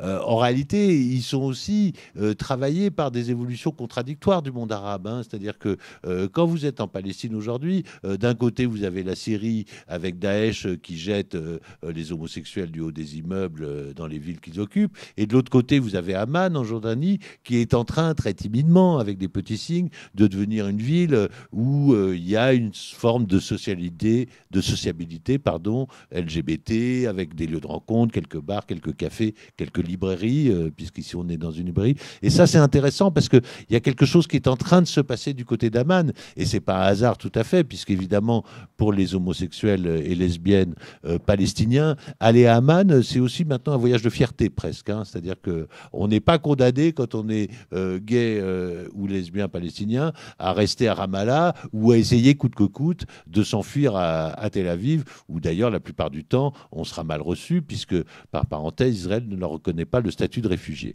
Alors maintenant, pour en revenir à votre question sur la question de la mobilisation, alors moi je vais vous dire, je passe la moitié de mes journées en ce moment à essayer de mobiliser et de me faire inviter. Je suis très heureux d'être là ce soir, mais j'essaie de me faire inviter par le centre gay et lesbien, par la librairie Les Mots à la Bouche, et si David et Jonathan veulent me recevoir, je viendrai avec plaisir, par l'association des journalistes gays, etc. Je lance toutes les pistes pour essayer de porter la parole là où elle doit aussi être portée, c'est-à-dire que d'essayer de convaincre les gays, pour moi, c'est très important. Je vais raconter une anecdote au passage, mais elle est intéressante. Pour moi, j'ai une amie qui travaille, qui est directrice d'une boutique, d'une marque de luxe, et dans la mode, il y a pas mal d'homosexuels qui vont régulièrement à Tel Aviv. Et donc, cette amie, qui m'aime bien évidemment, puisque c'est une amie, a déjà offert 3 fois mon bouquin à des gens dans le milieu de la mode pour essayer de les convaincre d'arrêter d'aller à Tel Aviv.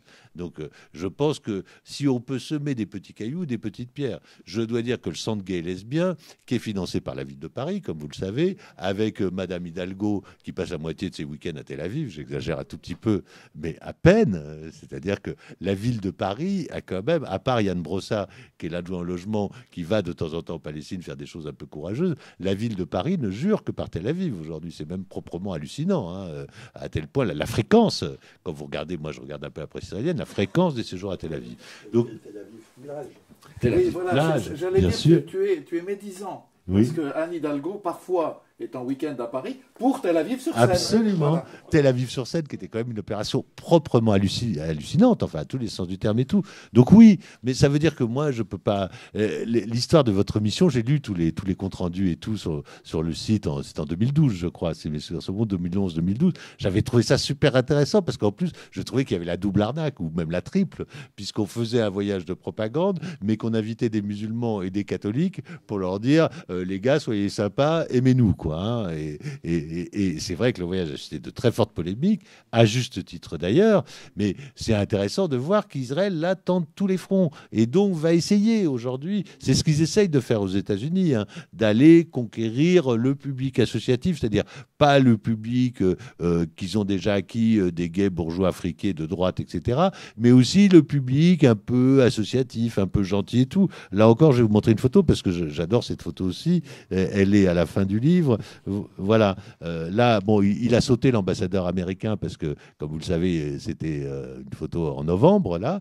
C'est une délégation de gays progressistes, hein, c'est le communiqué officiel qui dit, de gays progressistes américains qui ont fait un voyage en Israël. Alors, le voyage en Israël ne les a quand même pas conduits jusqu'en Palestine, hein. C'est tellement compliqué d'aller de Tel Aviv à Palestine. C'est 1 heure d'autobus avec un changement devant l'hôtel Jérusalem à Tel Aviv pour prendre le bus pour Ramallah, et après, ça devient peut-être un peu plus long. Vous mettez en général autant de temps pour aller de Jérusalem à Ramallah que de Tel Aviv à Jérusalem. Mais voilà, ça c'est la réalité, hein. On reçoit les gays progressistes américains, ils sont devant l'ambassadeur américain, et vous voyez, ils ont un drapeau, un rainbow flag, comme on dit, un drapeau arc-en-ciel, avec l'étoile de David. Donc opération parfaitement réussie. Les gays progressistes américains vont retourner dans leurs associations diverses et variées à travers tout le territoire, et ils vont porter la bonne parole d'Israël.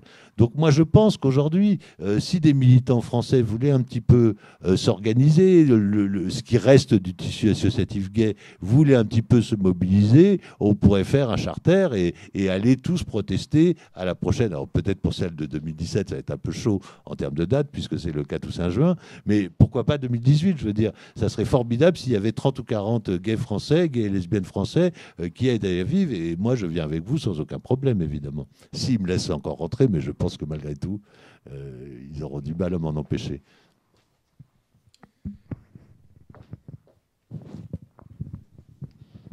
J'avais peut-être une remarque complémentaire en vous écoutant, en revenant sur le point de vue palestinien. Je me rappelle ce film qui a dû sortir il y a 6-7 ans, peut-être plus, je ne sais, j'en ai oublié le titre, etc., excusez-moi. Et donc, c'était l'histoire d'un espèce d'Israélien franchement moche, plutôt gros, qui avait vraiment l'apparence physique d'un épicier, enfin, je sais pas quoi, et qui se tapait des jeunes Palestiniens, garçons, prostitués, contraints de se prostituer. Je sais que Israel Film Fund, maintenant je boycotte de façon quasi générale tous les films israéliens, même s'ils sont excellents, parce que ça fait partie de la Hasbara pour moi, y compris de démontrer que rien n'est caché, etc. C'est un pays libéral, voilà.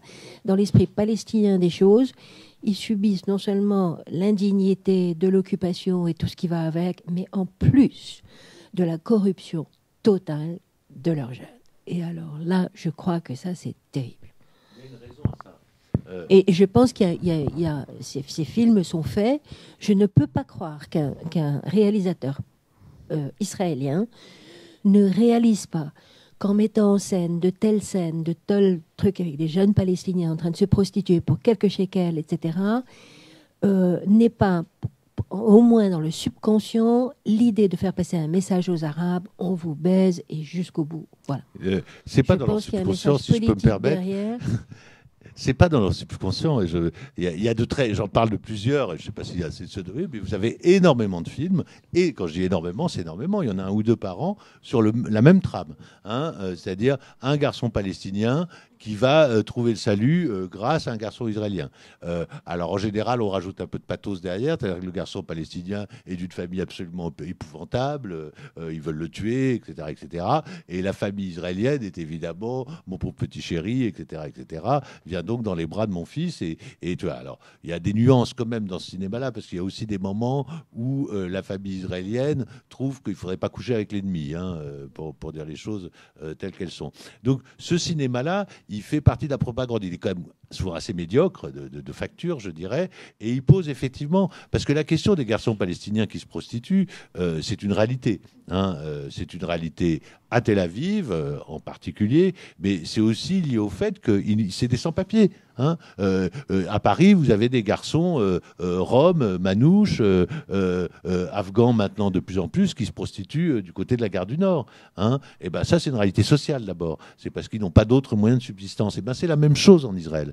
Vous avez des centaines de garçons, effectivement, qui se prostituent et qui, malheureusement, se droguent énormément dans le sud de Tel Aviv, du côté de la gare des bus et tout. Et ça, c'est une réalité que la société israélienne ne veut même pas voir. Il y a juste quelques ONG, Amnesty International et un peu des ONG qui s'occupent des réfugiés dans le sud d'Israël, qui se préoccupent vaguement du sort de ces garçons. Ils sont totalement indifférents, c'est-à-dire que la société israélienne, mais ça fait partie du cadre général, elle est indifférente au sort des pauvres, des exclus, des miséreux. Elle est indifférente et même, je dirais, c'est pire encore, elle les rejette. C'est-à-dire qu'elle veut les cacher, elle ne veut plus les voir, elle veut les sortir du décor. Le mur, c'est pas seulement quelque chose de symbolique, c'est quelque chose qui correspond à une réalité très profonde de la société israélienne qui est malheureusement, et je pense que Dominique et Pierre partageront mon avis, enfin, sur un temps semi-long, est de plus en plus raciste à tous les sens du terme. À tous les sens du terme. Et la manière dont j'ai entendu parler par certains à Tel Aviv des Arabes, et notamment des Arabes comme objet sexuel. Alors, c'est vrai, il y a cette vieille idée d'orientalisme sexuel, mais j'ai trouvé comme vous que c'était une abomination. Alors, maintenant, là encore, il faudrait aussi que les gays occidentaux acceptent de voir cette réalité-là et que nous, on accepte de la vendre. C'est pour ça que, même si, moi aussi, je trouve que The Bubble, finalement, tu peux le regarder de manière gentillette, quoi, et pas t'énerver exagérément. Mais c'est pour ça que je m'en suis pris assez violemment à une partie du cinéma de gauche israélien, entre guillemets, parce que je trouvais que c'était le comble de l'arnaque, parce que c'est un cinéma qu'on va vendre au grand public. The Bubble et d'autres films, d'Ethan Fox, mais d'autres aussi, ont été des grands succès en Occident, des grands succès aux États-Unis, des grands succès en France. Il y a aujourd'hui 2 marchés du cinéma israélien qui sont des marchés centraux pour son économie, qui sont le marché américain et le marché français. La plupart des films israéliens sortent sur le marché français et ont souvent beaucoup de succès. Alors, évidemment, il y a des systèmes de production, de coproduction, mais vous le savez très bien aujourd'hui, et ça c'est un truc qui est absolument pas public, la France, aujourd'hui, coproduit une bonne partie du cinéma israélien. La France, vous avez au Centre culturel français de Tel Aviv un attaché cinéma. Et c'est un des rares pays. Il y en a un à Los Angeles, il y en a un à Tel Aviv, il y en a peut-être un ou 2 autres à droite à gauche. Mais enfin, ça indique bien la volonté aussi des autorités françaises de se mettre systématiquement dans le soutien à Israël, quelles que soient les conséquences. Et là, c'est vrai que moi, j'étais aussi très frappé de l'histoire du ministre allemand. Le ministre allemand, l'Allemagne finance en partie B'Tselem et en partie Breaking the Silence, ce qui n'est pas du tout le cas de la France, qui ne donne pas un rond aux ONG en Israël. Et le ministre dit aux Israéliens, le combat de B'Tselem et de Breaking the Silence, nous ne l'approuvons pas forcément, mais il est légitime, donc nous contribuons à le financer. Et si Netanyahou ne veut pas me voir, c'est pas grave, je verrai une autre fois. Je voudrais juste, on est à la limite du débat là, mettre un tout petit peu de nuance dans ce que Anne a dit, enfin à mon avis.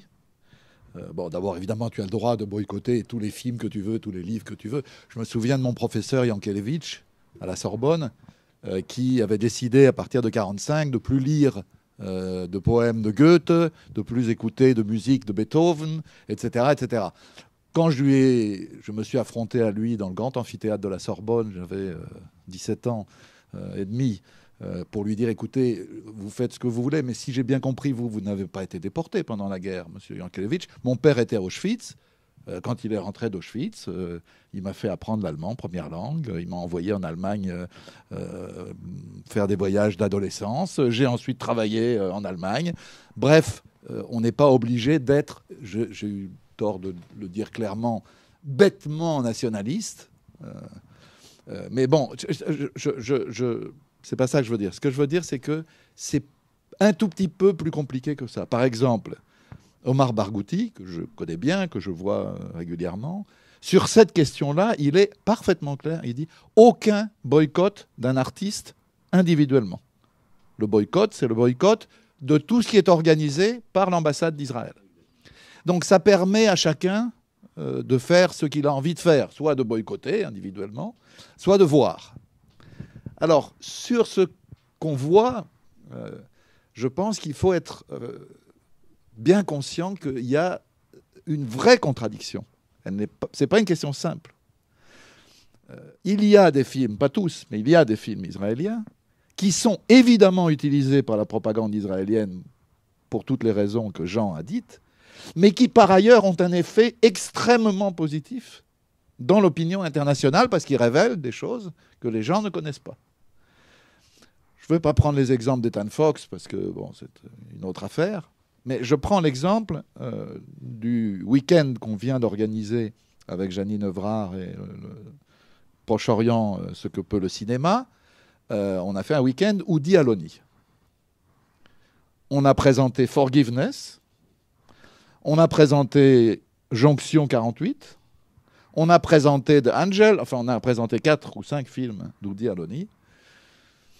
C'est imboycottable, à mon avis, parce que c'est des films, d'abord, qui sont clairement, radicalement opposés à la politique israélienne, et qui, en plus, ont une qualité filmique, une qualité esthétique, une qualité politique, une qualité humaine, qui ne peut que convaincre dans le bon sens. Et je dois dire que le public qui a suivi, y compris le dimanche matin, tous ces films de Woody Aloni, on avait la présence d'Alain Badiou, qui accompagnait les films, c'est un public qui est sorti de là très enrichi.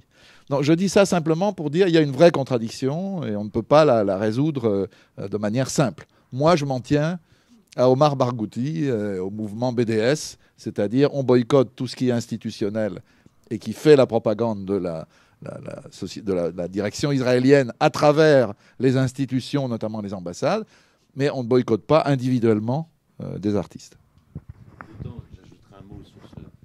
J'ajouterai un mot sur cette incise qu'en Israël, les artistes favorables au boycott, et il y en a beaucoup, en particulier des chorégraphes, des cinéastes effectivement, sont aujourd'hui harcelés. Hein, et donc, vous avez un problème à l'intérieur d'Israël pour ces artistes. Et donc, d'une certaine manière, si nous on les boycottait, ça serait pour eux la double peine. Cela dit, c'est vrai qu'aujourd'hui, beaucoup d'artistes israéliens, et moi je trouve ça fascinant, travaillent sur des financements hors État. Et c'est une problématique qui est super intéressante.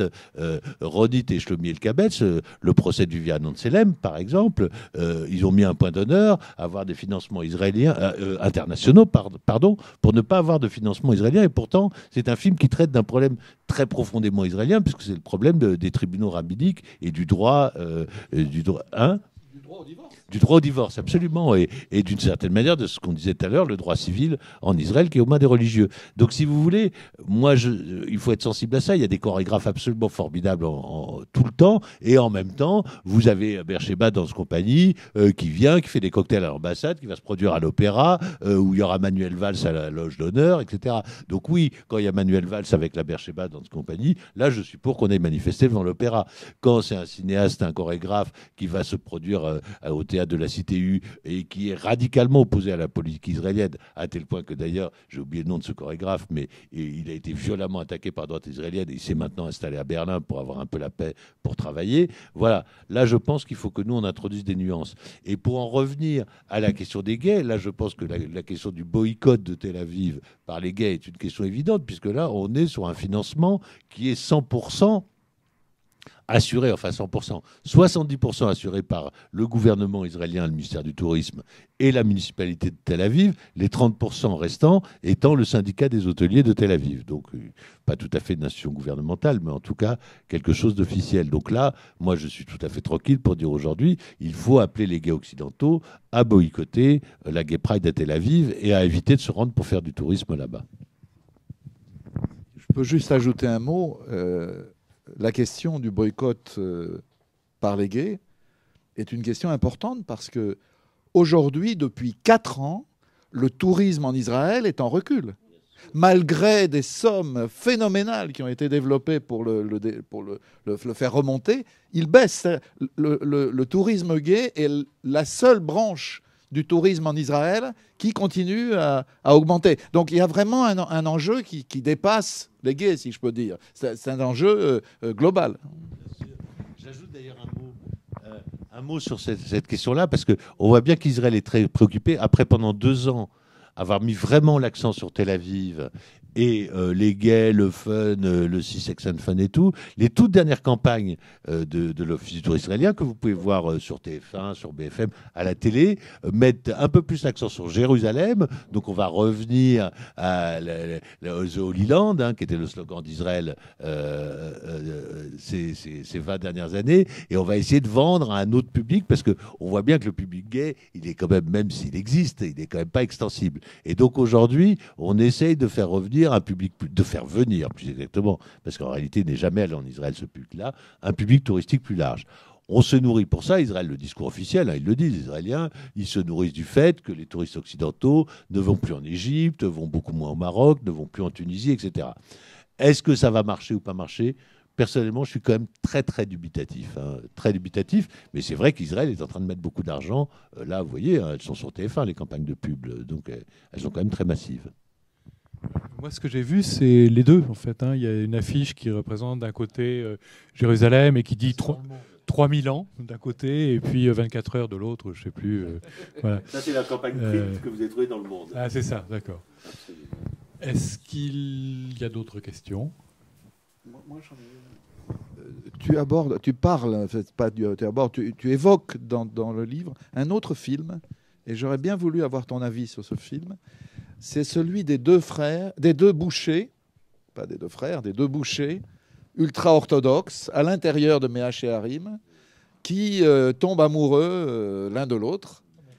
Et ça provoque un séisme, évidemment, considérable au sein de la communauté ultra-orthodoxe de Jérusalem. Et j'aurais bien aimé savoir ce que tu penses du film, parce que il est, pour moi en tout cas, à mes yeux, c'est pas un film clair, c'est un film difficile à interpréter.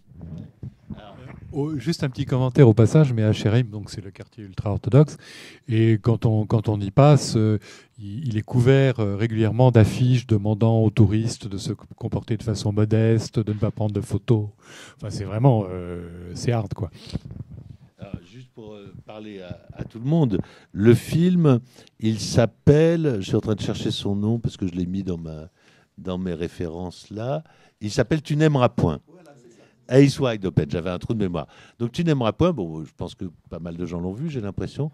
Donc c'est l'histoire de l'amour entre un jeune homme qui a l'allure d'une crapule, qui est très très beau, et son patron boucher. Et cet amour impossible fait que le garçon va quitter Jérusalem et Méach Harim pour aller à Tel Aviv.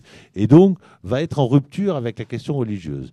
En réalité, ce film, il est intéressant parce qu'il est, mais c'est quand même une grande fiction. C'est-à-dire que ça n'existe pas réellement, même si aujourd'hui, la plus conservatrice des sociétés religieuses est aussi travaillée par la question homosexuelle. Et ça, c'est intéressant.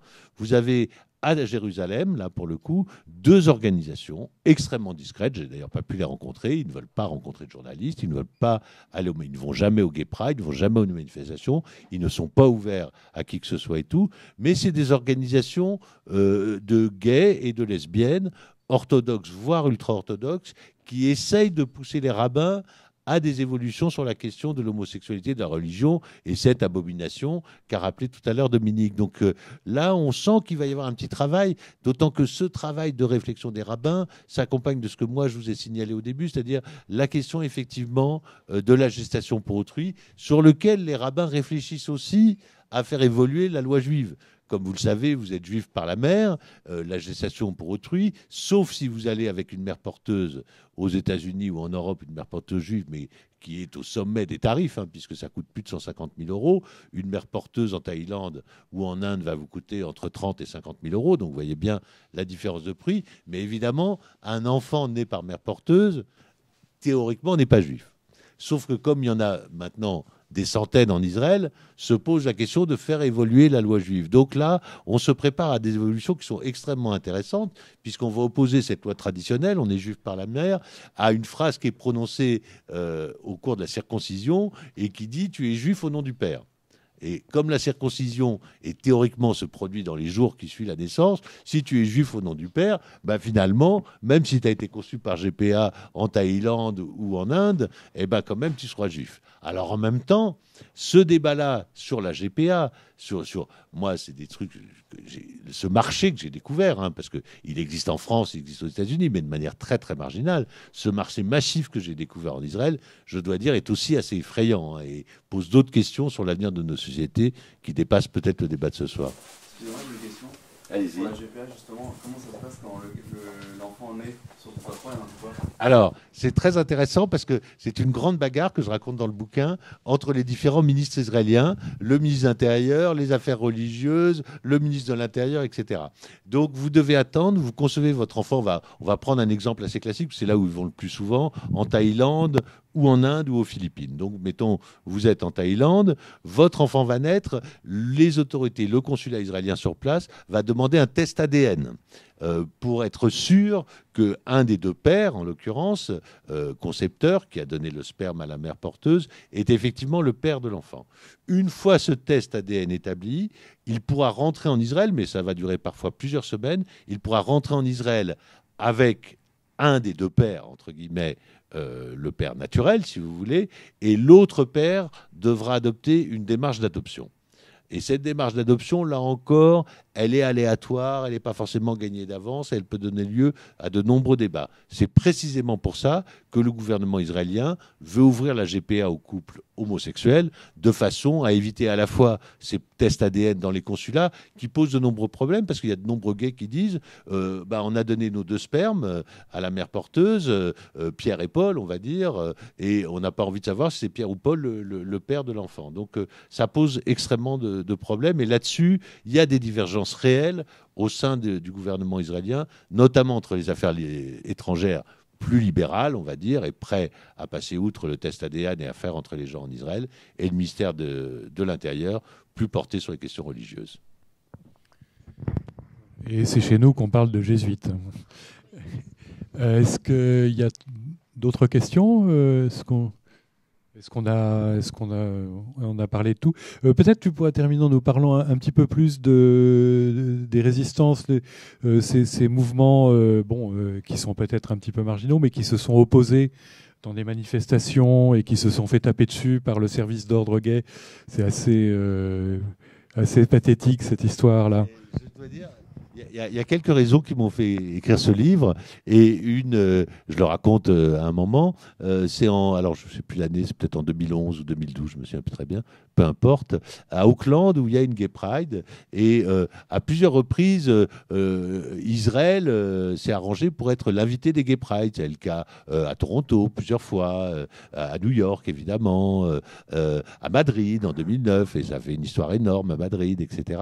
Et à Auckland, Nouvelle-Zélande, c'est pas la capitale de la Nouvelle-Zélande, c'est la principale ville, il y a une Gay Pride, donc moi j'en ai vu que les vidéos, j'ai pas été jusqu'à Auckland pour assister à la Gay Pride, il faut quand même pas exagérer, mais les vidéos sont absolument fascinantes parce que l'ambassade d'Israël, donc il y a une délégation de l'ambassade d'Israël, alors ils ont mis une espèce de décapotable, voiture un peu chic, comme ça, blanche, sur lequel ils ont mis les drapeaux israéliens bleus et blancs, et autour défilent des fonctionnaires de l'ambassade israélienne en brandissant des drapeaux rainbow flag avec le truc et tout. C'est un truc, mais je vous assure, vous voyez ça, vous vous dites c'est pas possible, quoi, mais c'est la réalité. Donc il y a une dizaine de fonctionnaires qui défilent comme ça d'un pas un peu mou, et ce qu'il y a d'amusant dans le film, dans les vidéos que j'ai vues de l'époque, c'est qu'ils défilent juste derrière le peloton de l'armée Nouvelle-Zélande, qui elle, très gay-friendly évidemment, comme la plupart des armées occidentales aujourd'hui, qui défilent au pas de charge, etc. Les marins en blanc, les aviateurs en bleu, les fantassins en kaki, etc. Donc c'est une image assez incroyable. Et il y a un petit groupe de militants d'Auckland qui rentrent dans le défilé et qui se mettent devant les fonctionnaires israéliens avec des banderoles, des pancartes, et qui crient des slogans contre la honte du pinkwashing israélien, contre l'apartheid israélien, etc. Et c'est très marrant parce que le contraste entre ces fonctionnaires un peu qui marchaient d'un pas lent et ces militants et militantes qui ont tous des perruques vertes, roses, des tenues flashy, etc., ça met presque de bonne humeur. Sauf que derrière, je vais être très vite de mauvaise humeur. D'abord parce que la porte-parole de l'ambassadeur et qui tient la manifestation dit c'est une honte, Israël est la seule démocratie qui donne des droits aux gays au Proche-Orient, tatati, les arguments habituels. Et surtout parce que le service d'ordre de la manifestation va très rapidement est arrivé et va évacuer les queers, on va dire, contre l'apartheid. Or, ce service d'ordre, c'est le service d'ordre des Gardiens de la Promesse, qui est un groupe gay évangéliste néo-zélandais avec des ramifications. Et donc, c'est des gays qui vont taper sur des gays. Et ça, pour moi, c'est vrai que quand j'ai vu ça, je me suis dit, mais c'est pas possible. Et c'est arrivé là à Auckland, et là j'ai les images, enfin les images sont disponibles sur Internet, mais c'est arrivé à plusieurs reprises à Toronto, c'est arrivé à Berlin, c'est arrivé à New York où le centre gay et lesbien historique de New York a failli être fermé parce qu'il y a en 2010, 2011, 2012, par là, je me souviens plus non plus l'année, il avait voulu accueillir une réunion, même pas une conférence, même pas un débat, mais juste une réunion des gays contre le pinkwashing de New York, des LGBT, et les mécènes du centre gay et lesbien de New York, puisque ce n'est pas un centre municipal contrairement à Paris, ont fait opposition et ont dit qu'ils couperaient les fonds du centre gay et lesbien s'ils recevaient les queers contre le pinkwashing, et donc ils les ont pas reçus. Juste un mot pour relativiser quand même en fin de débat le caractère gay-friendly de Tel Aviv. C'est que dans les dernières Gay Pride, il y a quand même eu 6 morts. 6 morts, dont 2 tués par la même personne qui avait été emprisonnée, qui avait fait sa peine de prison. C'était à Jérusalem, qui avait été relâchée, et le jour même où elle était relâchée, il y avait la Gay Pride, et le gars avait été à nouveau poignardé, une jeune femme. Pour dire quand même que tout ça est relatif, Jérusalem, Tel Aviv, quand même. L'homophobie reste un sentiment très fort en Israël. Est-ce qu'il y a encore des Gay Pride à Jérusalem? Alors, il y a la Gay Pride principale, pardon. La Gay Pride principale est à Tel Aviv, et c'est une parade touristique, hein, si vous voulez, mais elle regroupe quand même beaucoup de monde, à peu près 200 000 personnes l'année dernière, dont vous voyez 35 000 touristes. On voit très bien, hein, beaucoup de jeunes israéliens venus des banlieues de Tel Aviv et tout. Et vous avez aussi des Gay Pride à Tel Aviv, à Haïfa, mais à Haïfa, la Gay Pride est organisée par la communauté radicale, et donc c'est une Gay Pride mixte israélien et palestinien d'intérieur, et donc elle a un caractère. Moi, je suis allé une seule fois à la Gay Pride d'Haïfa. C'est pas du tout là. Vous êtes presque pas dans le même pays, quoi. Presque. Et Jérusalem, tu n'as pas dit? Non, Jérusalem, je suis jamais allé à la Gay Pride, donc j'ai jamais vu de visu. Je crois qu'elle se tient mais dans un stade fermé.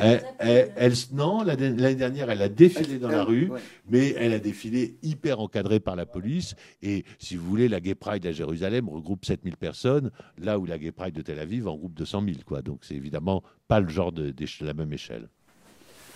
Juste une chose, je sais pas si vous parlez de vous auriez dû dédier votre livre, parce qu'en comme ça, en vous écoutant, à l'équipe qui avait fait en 82-83 à Londres, qui a inspiré le film Pride. Vous savez, oui, c'est vrai. C'est ça que vous auriez dû faire. Ouais. Parce que c'est aussi rappeler une autre époque. Ouais. Voilà. Parce que moi, j'ai découvert ça, je trouvais ça extraordinaire. Vous auriez dû... Alors, disons un mot. Un mot, j'adore Pride, que ce soit absolument formidable et exceptionnel, qui m'a fait pleurer à chaque fois que je le vois. J'ai déjà vu 3 fois. Donc, juste pour un mot, pour ceux qui n'ont pas vu Pride, c'est la conjonction entre un groupe gay et lesbien de Londres avec les mineurs du Pays de Galles. Et ça va être la rencontre, et justement, ça va être super intéressant. Bien sûr, qui vont arriver... Et c'est la conjonction des luttes contre Thatcher et tout. Alors qu'au début, ils vont collecter de l'argent pour les mineurs, et les mineurs ne vont pas vouloir de leur argent. Donc c'est un film absolument formidable, à la fois sur les mobilisations sociales et sur la lutte contre l'homophobie. Donc non, j'aurais pu dédier ce film à ces gens-là, mais je l'ai dédié à quelqu'un qui par ailleurs est cher à mon cœur. Donc voilà. Je le connais. Et je voudrais revenir sur les obstacles qu'on rencontre ici en France pour lutter contre le pinkwashing, mais d'une façon générale pour exposer, faire comprendre, parce qu'il y a un problème d'ignorance, la situation Israël-Palestine. Ce sont 2 forces contradictoires. Il y a d'une part la passivité de la presse en général, je trouve.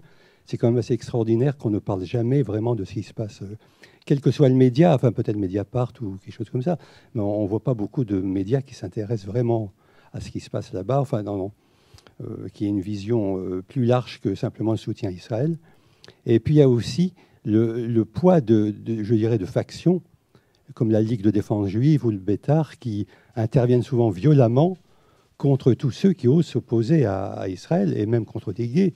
Je connais des amis gays qui voulaient justement s'opposer au pinkwashing, qui ont été menacés par toutes sortes de moyens, dont des moyens Internet, mais aussi des moyens physiques, et qui refroidissent un peu les velléités. Alors bon, moi je suis plus nuancé. Enfin, si je peux me permettre, je suis quand même un peu nuancé. C'est-à-dire qu'il faut quand même, malgré tout, que les gens, ils avancent. Moi, je sais bien que ce livre, je ne vais pas faire la une du Monde et du Figaro avec, hein, mais peut-être que le Monde et le Figaro, s'ils ont l'intelligence de reconnaître qu'il y a un travail journalistique derrière, ils vont en parler. J'en sais rien. Il est sorti depuis encore peu de temps et on est en campagne présidentielle. Maintenant, moi, je pense que le combat sur Israël-Palestine, je vous l'ai dit au début, j'appartiens à l'UJFP, ça fait des années qu'on se bagarre, c'est très difficile, c'est très compliqué, c'est la chape de plomb et tout, mais ça ne doit pas nous empêcher de renoncer. Jamais, jamais, jamais, jamais. Donc ça veut dire quoi ? Ça veut dire qu'aujourd'hui, si on parle peu du pinkwashing dans la communauté gay française, c'est que la communauté gay française elle-même ne se mobilise pas contre le pinkwashing. Et donc moi, évidemment, tout seul, je fais mon bouquin et j'espère que des gens vont s'en emparer, vont se mobiliser. J'étais l'autre jour au Mont-en-l'Air où il y avait plusieurs jeunes gays qui m'ont dit on va faire des groupes, on va s'occuper, etc. J'espère que ça va se passer. J'espère que vous allez m'inviter chez David et Jonathan et qu'on pourra convaincre des gens. Mais moi, je ne suis pas David et Jonathan, je ne suis pas tout ça. Donc il faut que... Je ne suis même pas, si vous voulez, le centre gay lesbien parisien. Aujourd'hui, c'est qu'une façade tenue, en fait, que j'ai découvert d'ailleurs, tenue par la municipalité et qui s'en sert comme une espèce d'œuvre sociale. Donc là-dessus, on ne peut pas avoir de poids. Ce qu'il faut, c'est que les gens s'emparent du sujet et le débattent et le construisent.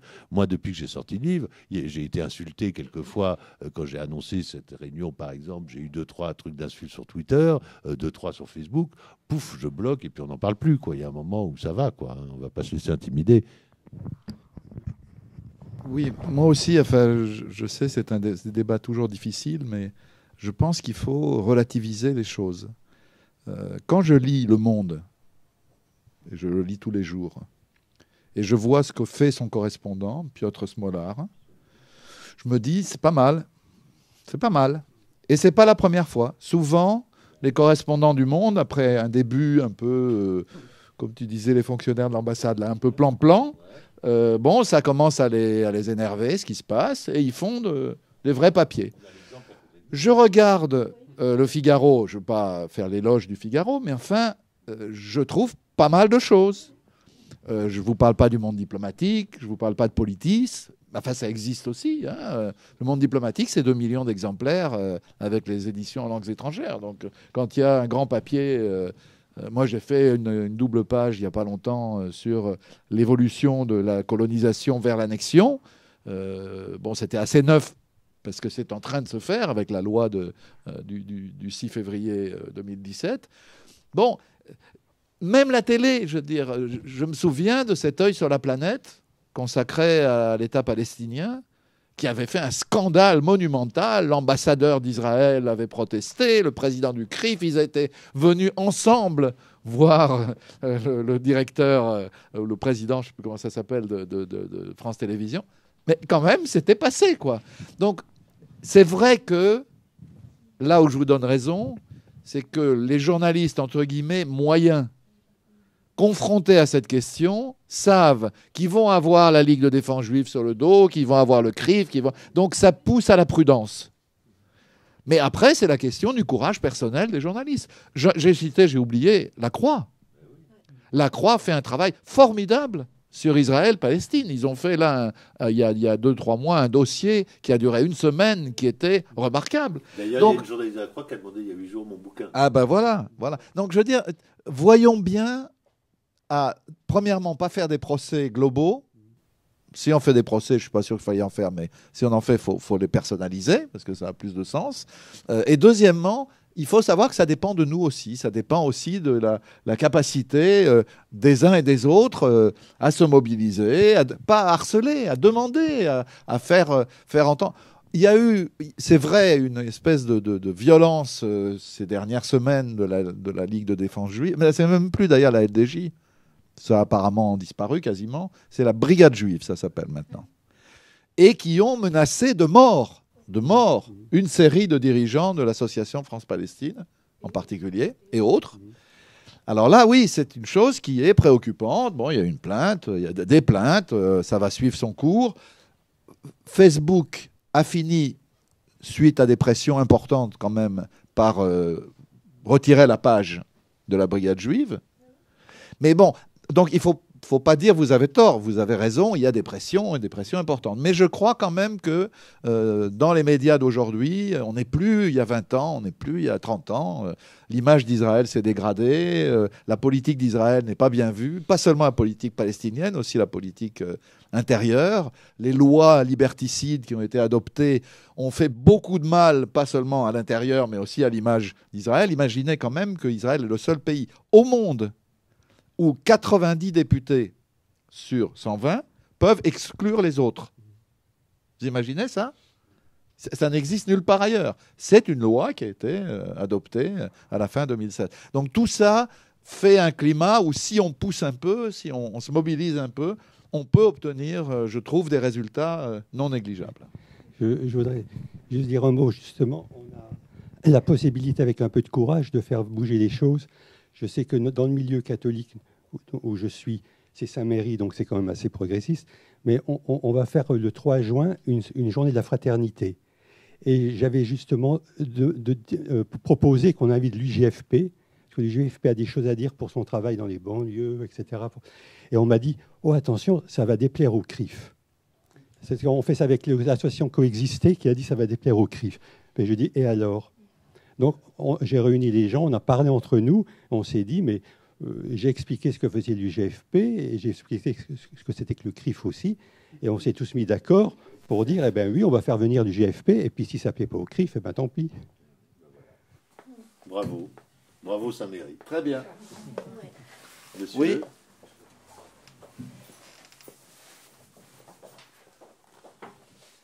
Bonsoir. J'avais une question. Le phénomène de pinkwashing que vous décrivez en Israël, c'est quelque chose qu'on retrouve aussi depuis une vingtaine d'années dans les extrêmes droites en Europe, puisque que ce soit le Front National ou ailleurs, ils se présentent comme défenseurs des droits des homosexuels, des droits des femmes, contre les musulmans, évidemment, puisque c'est ça le propos. Et donc on a vu récemment des dirigeants du Front National faire des visites officielles. Enfin, on ne sait pas si c'était vraiment officiel, ça n'a pas très bien marché, mais en Israël, est-ce que c'est quelque chose que le gouvernement israélien voit d'un bon oeil? Parce qu'il y a déjà les évangéliques américains qui n'aiment pas forcément beaucoup les juifs, mais qui aiment quand même bien Israël. Est-ce que ce soutien-là, est-ce qu'il est bien accueilli là-bas? Le gouvernement israélien voit ça d'un très bon oeil. Geert Wilders, on parlait de lui tout à l'heure, va en Israël 2 fois par an. Il y va très fréquemment et il y va pour parler politique. Il y va aussi pour soigner son bronzage, etc. Mais il y va aussi pour parler politique. Et donc, lui, c'est vraiment la fraction avant, parce que d'abord, c'est un parti puissant aux Pays-Bas quand même. Le Parti du peuple aussi au Danemark a été reçu officiellement à plusieurs reprises, non pas par le gouvernement israélien, mais par des députés ou des dirigeants des partis de droite du Likoud, notamment le foyer juif et le Likoud. Donc là est en train de se tisser des passerelles. La question du Front National français est plus compliquée uniquement à cause du nom Le Pen. C'est-à-dire que comme Jean-Marie Le Pen est quand même un antisémite notoire, qu'il l'a toujours été, je ne vais pas faire l'histoire politique de Jean-Marie Le Pen, vous la connaissez aussi bien que moi.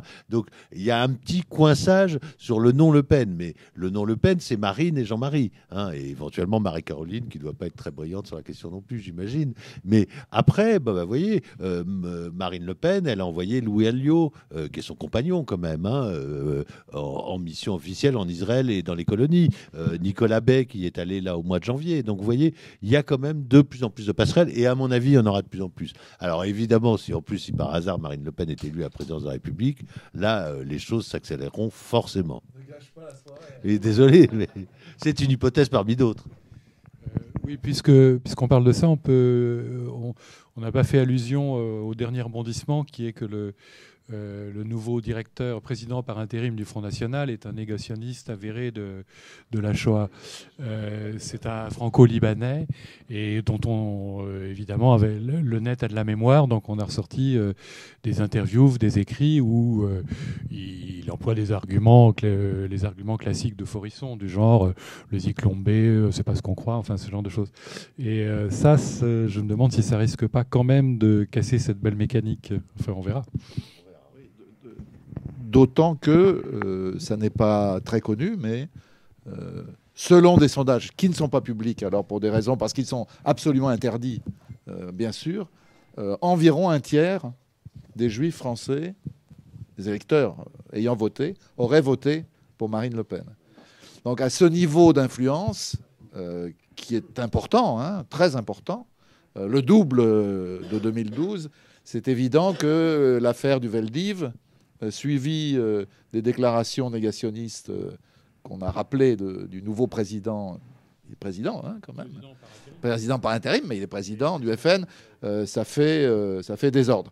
J'ajoute, parce qu'il faut être juste, que moi je suis frappé sur Facebook, que je fréquente assidûment, par le nombre de jeunes Arabes favorables au Front National.